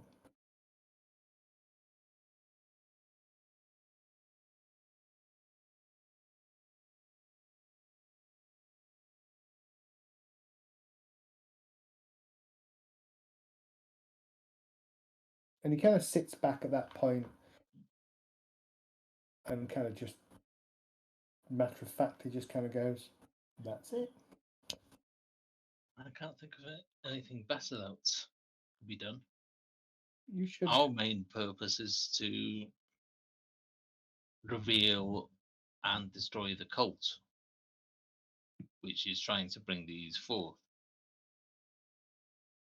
Now, the cultist is Savitry, which you've had no contact with, so it shouldn't upset your status quo.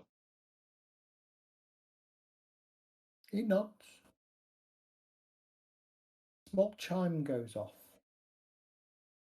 And he kind of looks over his shoulder. Dowie will be here soon. My friend, I suggest you leave. By whatever route you came in, because you clearly did not come in through the Arena. arena. No, I did not. I have not met Dowie, though I have seen him. I'd rather not meet him, because then I'd probably have to kill him, which would have an impact on your plan.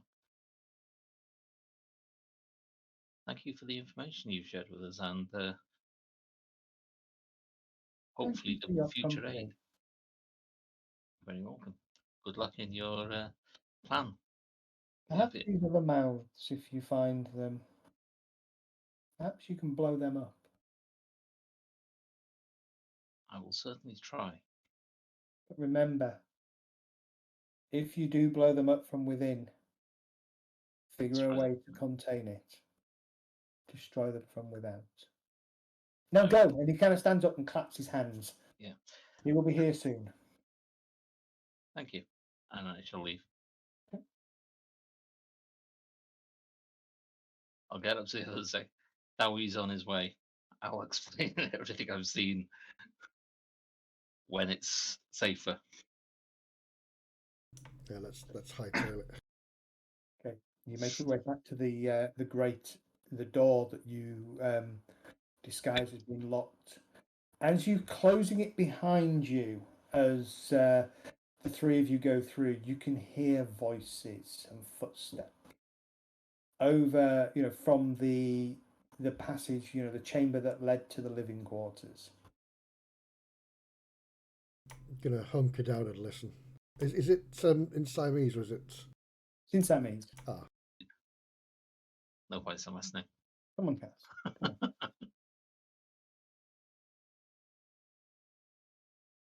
Come on. The biggest impact or problem we have in all role-playing games is language barriers. Yeah. Mm. Apart from maybe sci-fi, where you might have a universal translator stuck in your ear. Yeah. That's why Jonathan's got ways to understand them, and I think Kirken's got tongues or something now as well, just because it's caused problems. Languages. You did get his name, did you? Oh, he will have told you his name. His name is Zuck Pramoj. Xucpramoj. Zuck Pramoj.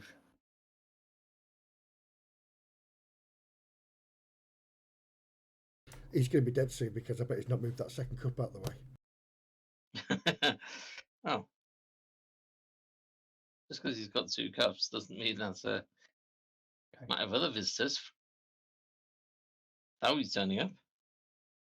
You And the second gas mask. begin back. Yeah. Well. Back through sewers. Back to the entrance that you came in. When I'm sure that we're far enough away to be safe, I'll relay everything that I've seen and discussed with him. I can't stress. You've seen some bad stuff, but that mouth took it took you by surprise. You've heard talk about mouths, right? And you saw the calcified mouth on, I forget his name. Not October. What's his name? It wasn't Bartolo, was it? It was the other guy. It was Avery, was it? Avery, yes. George Ayers. Yes, where did I get Avery from? But it was an Avery as well. And you didn't see the mouth, on the priestess in the village. No, you legged it, didn't you? Because you blew the bloody tent up with her in it, if I remember rightly. Yeah. We did. We did a proper job. Oh yeah. Based on what Alfred explains to you, sounds like you did the right damn thing to that woman. Yeah. But it does beg the question, was there a mouth? I'm not sure yet whether you're putting... Well, there was a mouth in the volcano, There was a wasn't mouth in the volcano that was, yeah. Which, buried. yeah. Yeah. That was the main mouth. But never- I'd say it was that being at that locale that was causing the influence in the surrounding. So Yeah. And then what would you- happen with the woman? Would she'd get fed and then she'd become one of these large mouths, wouldn't she? There are two things that there are two that you've witnessed, and a third that you've got anecdotal evidence of. The mouths themselves, the big mouths, the mouth that you've just seen, feeds on something. It's not actually here, it's not actually the bodies it feeds on. It's the It emotions, feeds on isn't the it? body. It feeds on, they all seem to feed on emotion. different kinds of depravity, maybe different kinds. This one may feed on, Fear or Slaughter. well, yeah, pure slaughter, and that's why its secretions cause that. Yeah. Whereas the one in America may be fed on lust and that Mm. kind of thing, even though they did some dodgy stuff as well. But that's what that causes. So I don't know what the one in where did we say it was in the Med? Was it in Malta, yeah. Malta? I don't know what that one causes. But did we No. find out that was bluish, wasn't it? Yeah, I don't think we saw the effect though, did we? We just poured low down his neck and then chucked him in the bath. Yeah. You're kind of all, as you're wending your way through the sewers, you're kind of all surmising this and kind of talking it about. You kind of grill, push open the grill, climb out, climb out, climb out, put the grill back. And then you turn to kind of exit this narrow passage. And you realise there are half a dozen men walking towards you. Knuckle dusters, batons, a couple of machetes. Look for an exit. You look behind you, there are an equal number of men walking towards you. I'm going to use my teleport scroll. One of which yeah, dimension door. one of which, let's see, you recognise, because you've seen him, is Thawi. And he's leading the group behind you. He has a large... what does Thawi carry? I reckon down. Is this the indie moment? Don't bring a knife to a gunfight. Exactly.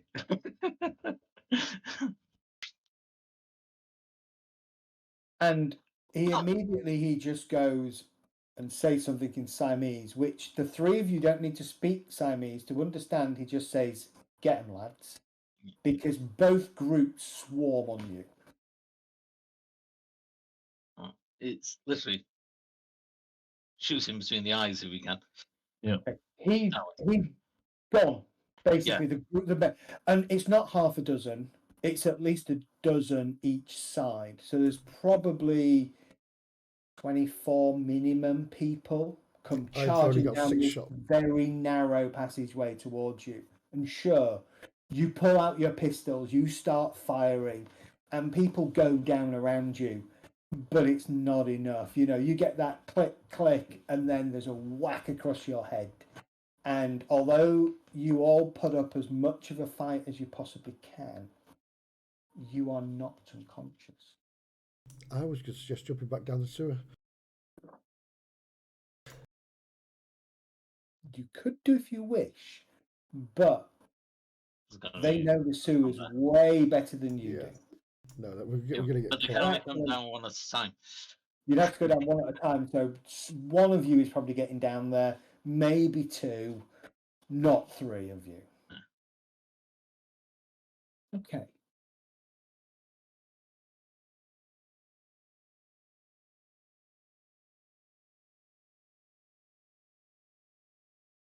You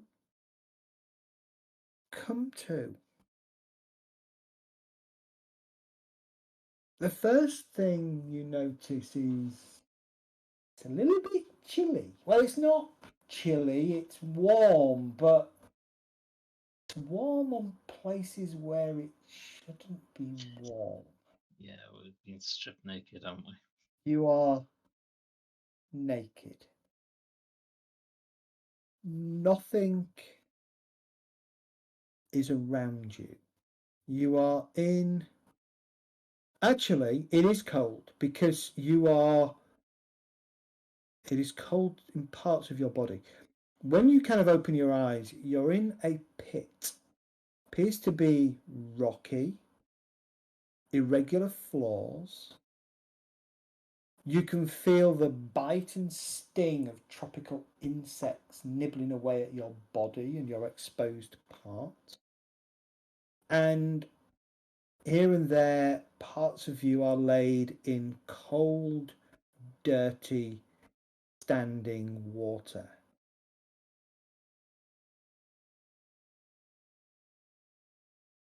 It smells like wet, muddy jungle.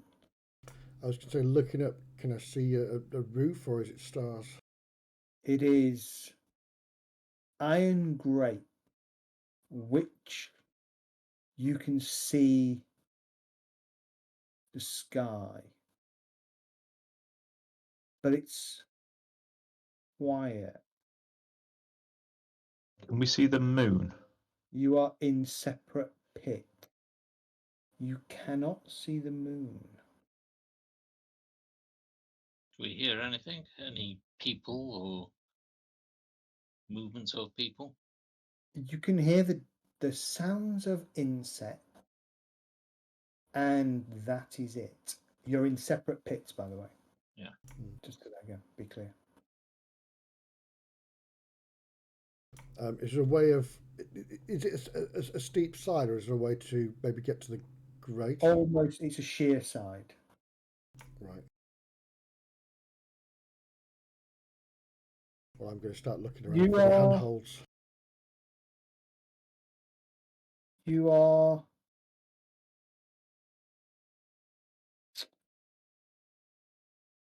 Oh, first of all, you don't know where you are. No. What you do know is you each listen from your respective pits. You cannot hear the sound of civilization. You can see stars in the sky, but you can't see the moon.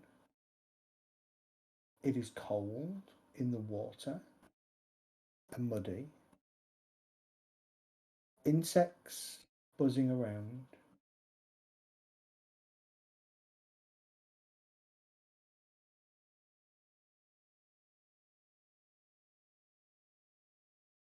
I'm hoping there's no bones down here. There's Rancor down here, though. Going back to your question about climbing, do you have any athletics? Yeah. I do, yes. Then you may spend a point in athletics. It's a roll. Do you want me to spend more? No, you don't need to spend points. You don't need to spend a point, you just have to have available points.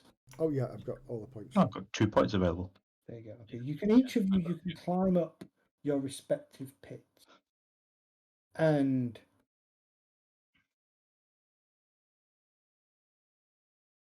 the first thing you know when you get up there, the grates are rusty but solid.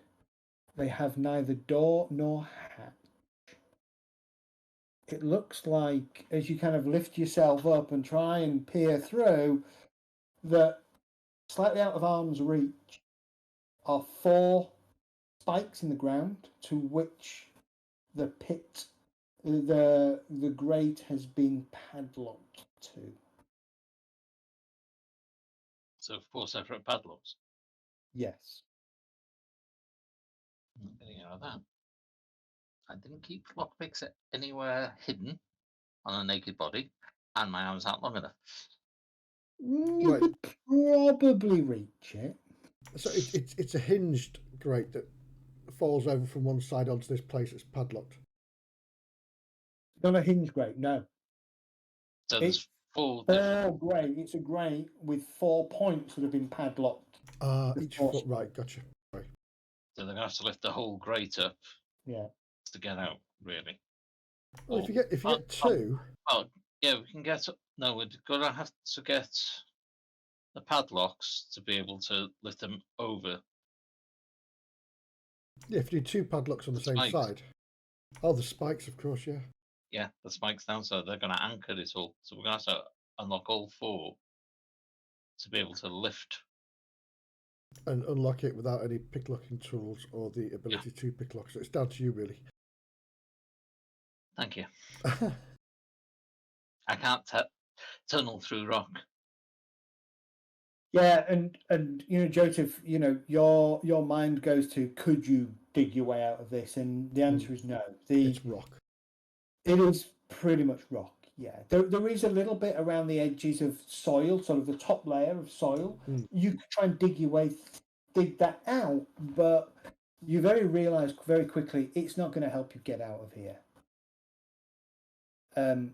At that point, as you're all doing this, one of you probably goes up first. In the moonlight, because there is some moon, you can see probably 5 yards away another grate, and then 5 yards the other direction is another grate. It looks like there are probably 6 of these in total around you. Nothing else. No tent, no house, no light. No people. No people. I'm going to whisper in that kind of whisper you want that wants to carry. Is anybody else there? The two of you hear Joseph's voice somewhere in the dark. By the way, you are bruised, but you've not lost any health. Or those of you who maybe took a knife cut, you'll find that it's been dressed and bandaged. But those of you, Joseph, you probably, actually maybe Alfred put up the biggest struggle, I would say. Certainly Alfred, you fired off a few rounds and you killed a few people, or you at least seriously wounded them with your pistol. And you probably have on your arm a bandaged cut with a little bit of blood that seeped through. But it does appear to have been dressed. Which means I want it alive. Which is, yeah, exactly, which is the odd thing. No, Ralph, you've probably just got a couple of bruises, maybe one on your head where you got cracked on your head. Ralph, you've probably got a bunch of bruises and fist marks, maybe a black eye or something, but none of it is... It's all superficial at this point. Which is odd. Well, that's if they want us to fight in the arena, it's not. No, they want you to... But you're not in... You're outside somewhere. Yeah. Is this just a storage area? Or... How... But anyway, you hear Joseph whisper, is there anybody there? Yeah, I'm here, Joseph. Are you in the pit as well?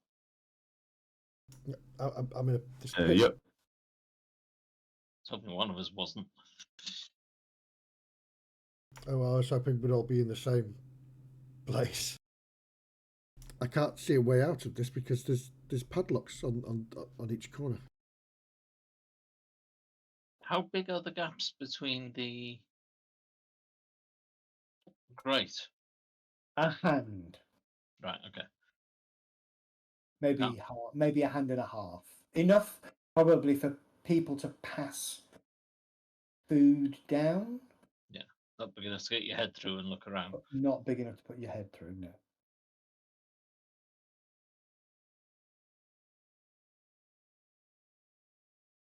I don't suppose any of you've can see any way to get out of yours. It's solid rock around mine. Same. It's bloody dark down here. How thick are the bars? That kind of thickness. Gotcha. So it's not going to be something where I know it's rusted, but there's not going to be it's going to take a while to eat through. I can't hit it with a rock. There are no loose rocks in your pit, but no, you can't hit it with a rock. You could hit it with a rock if there was a loose one. Don't think there's a loose one. So the ground where you're saying it was muddy and wet, that's from the soil above. It's rock under that, is it? It's rock under that, and at the bottom of the pit is standing water, probably from a recent rain. Yeah. Okay. The other thing about the pits is when you came to from being unconscious, you weren't necessarily laid on the ground. You were kind of propped up against the wall of the pit with your legs hunched up. It's probably no more than probably no more than 3 feet wide. 3 feet by 3 foot. It's a tiny pit. So you can climb it like a chimney. Yeah, it's like a chimney pit. There's not enough space for you to lie down. You might be able to curl up, but you'd be curled up in water. This is an uncomfortable, miserable hellhole. Let's hope there's going to be a monsoon tonight. No. Thinking that. I'd like each of you to make a stability 1 test, please.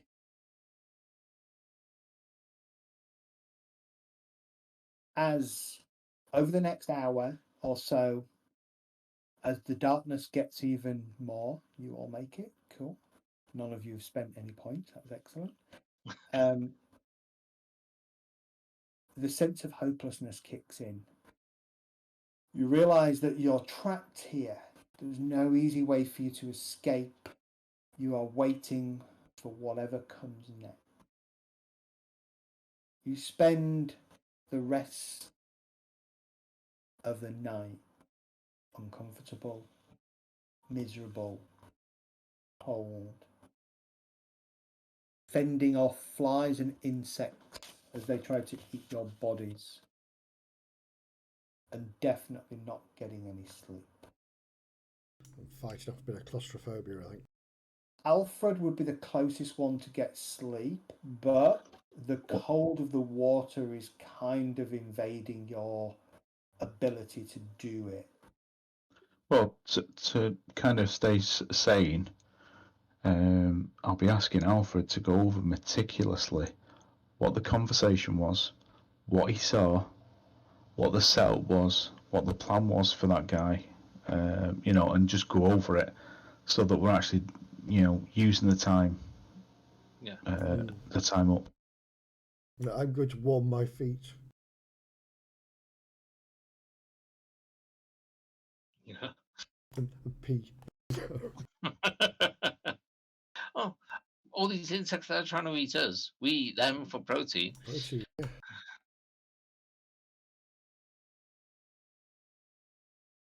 Okay. See, the way I'm picturing these pits is Rambo, the prisoners of war that are in the pits there, but the bamboo on the top of those. These aren't quite as easy. If it wasn't for the spikes, we could have done something, I think, but... Yeah, you probably could have. Well, if we can find lockpicks out of our hands, yes, quite possibly. Yeah. Yeah. And I think, gentlemen, this is a good point. As dawn breaks,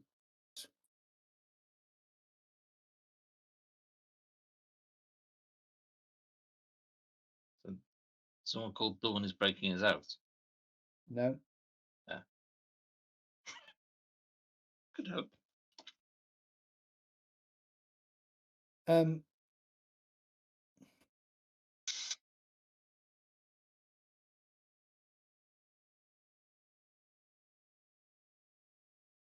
okay. Time is it? Yeah, no, I think that's a good place to leave it. As dawn breaks, Joseph, you're starting to get a little bit, foggy, lack of sleep. You've been listening to Ralph and Alfred talk about, Alfred telling Ralph what he'd heard. A shadow appears over your pit. I'll look up sharply. And looking down at you is a woman. I told you, Dawn's coming to break us out. How you doing? We're on her island. Yeah, savagery. Right. That was one of the questions I was going to ask. Can we smell seawater or everything? I keep showing Something you was heard on, I forgot. And that is the woman you see. Except she has a very long wooden spear in her hand. And without saying a word, she jabs it down at you. Oh. Let me just do this one thing.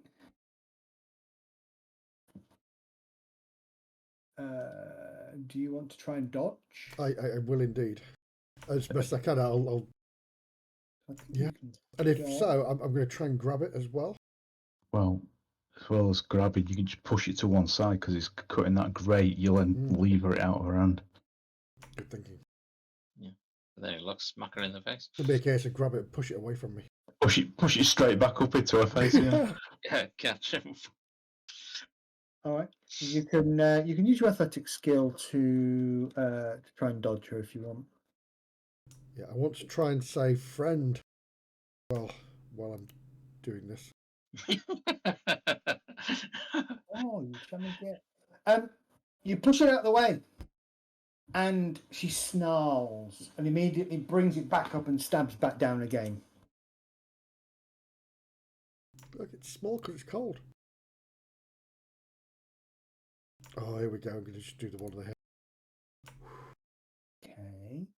Again, you kind of throw yourself to one side, and exactly as Sorentar just said, you kind of push it up against the grate, and it kind of catches as you kind of step away. She kind of basically she swears in Siamese and stabs down at you a third time. I'm going to say, stop it.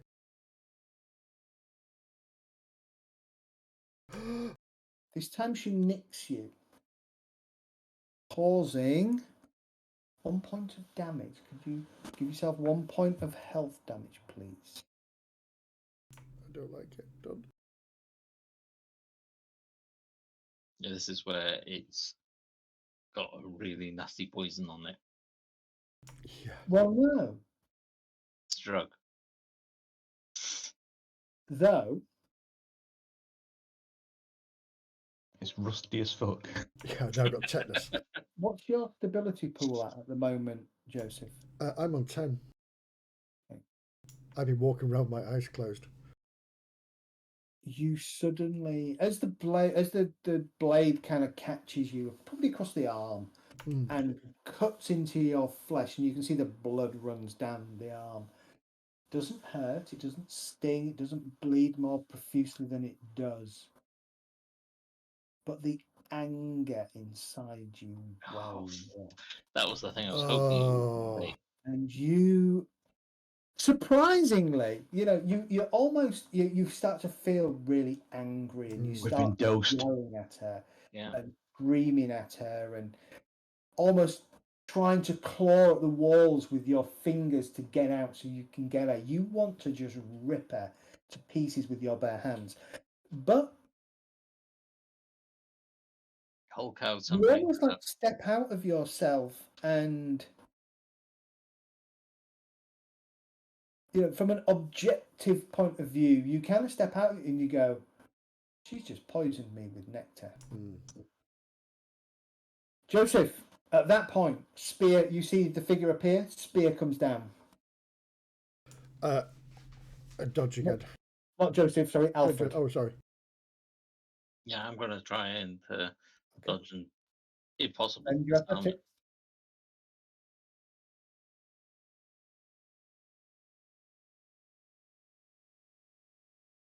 I bet we're going to He fight managed to each other. dodge the first time. He's going to come at you a second.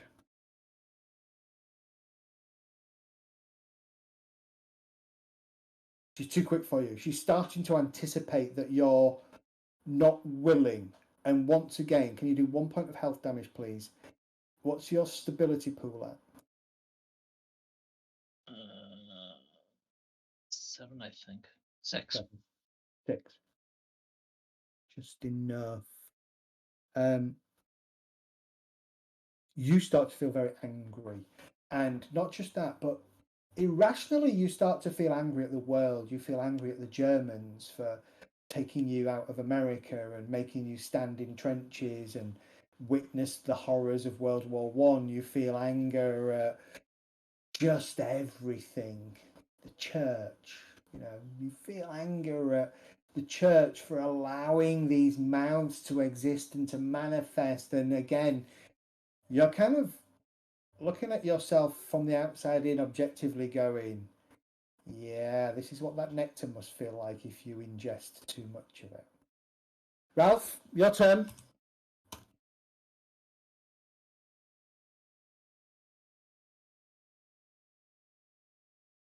Okay. She goes again, but she's struggling now. She's running out of pool. Okay. She again, same to you. Catches you. Can you take 1 point of damage, please?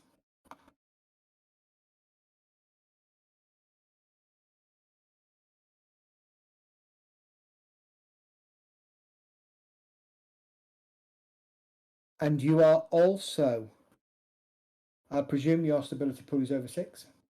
Is 6 or over? Yeah, it's 7. Yeah. So again, you start to feel angry at all sorts of things.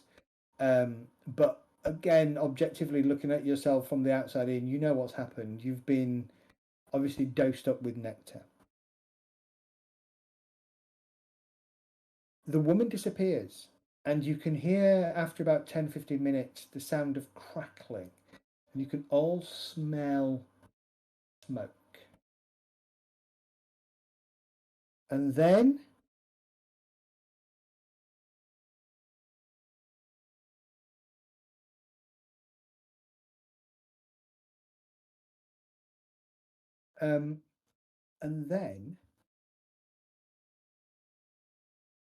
you can hear low chanting. And as the chanting builds over each of your great grills, you're still angry, you're still seething, but over each of your grills, you see a very naked Savitri dance. And as she dances over each of your grates, uttering this ritual, this kind of rhythmic chanting, you see her body is on her right thigh. You can see a drooling, hissing mouth, and on her left forearm, you can see another. She begins to dance quicker. The ritual, she speeds up.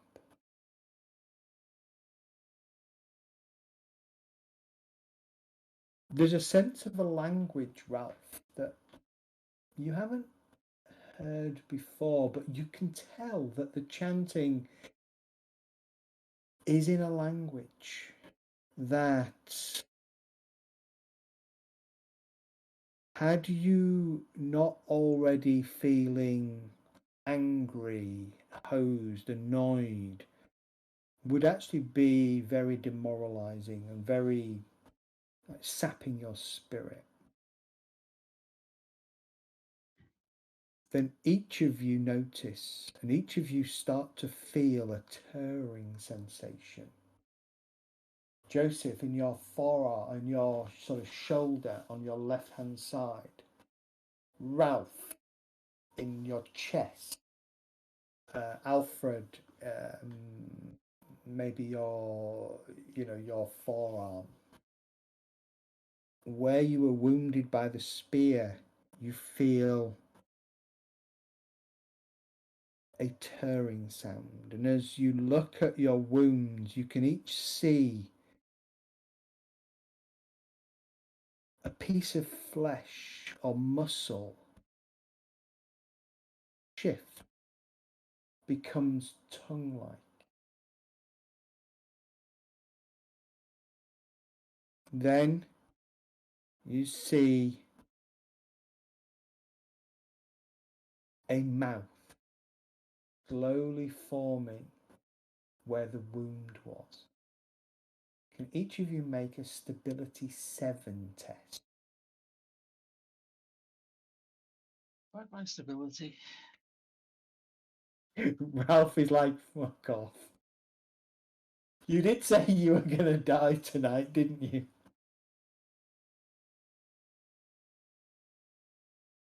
So, remember, you can spend any... Oh, Ralph.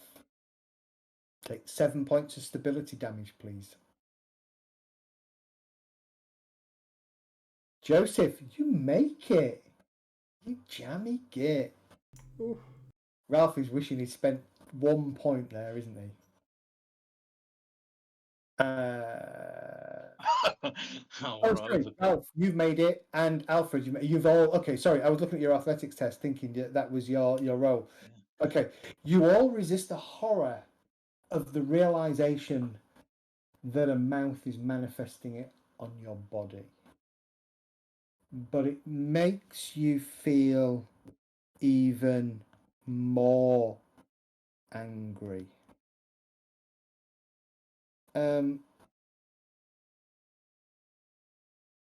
Looks like we're swapping sides. Okay, so first and foremost, for next week, so we are going to leave it at that point, right? As these mounds are manifesting, that's where we're going to leave it. Whilst I kind of suggested where the wounds are, it's up to you where the wounds are. It can be, but think of it in the sense of you were being stabbed at from above, and you were probably trying to defend yourself and get out the way when she catches each of you. Yeah. Arm sounds right for me because I was trying to disarm it, so I had to push it aside. So. Yeah, mine's sort of shoulder arm, isn't it? Yeah, make a note of where she caught you and where the mouth has manifested. Because you are now marked. And you will have the challenge of how to get rid of that in the fullness of time. Does it involve a band-aid? Decapitated arm. Well, I think this is where we're going to finish. I'll just flick a light on so I can see this. As your mouths manifest, and this has probably taken about an hour of her chanting and stuff. It's now probably late morning, the best you can tell. She stops, and in a loud voice, you can hear her say, "Now the time comes for my mouths to hunt you and for yours to hunt mine. In victory, the more upon you will feast on my flesh rather than your own. In defeat, your flesh will nourish my own. To decline the fight is to be slowly consumed by the orifice you manifest. The hunt begins." And very quickly, sets of keys are dropped into each of your pits. And you can hear the sounds of footsteps disappearing into the distance. That is where we will pick up next session. Okay. Fucking Hunger Games. It It is. does turn into Hunger Games now, yeah.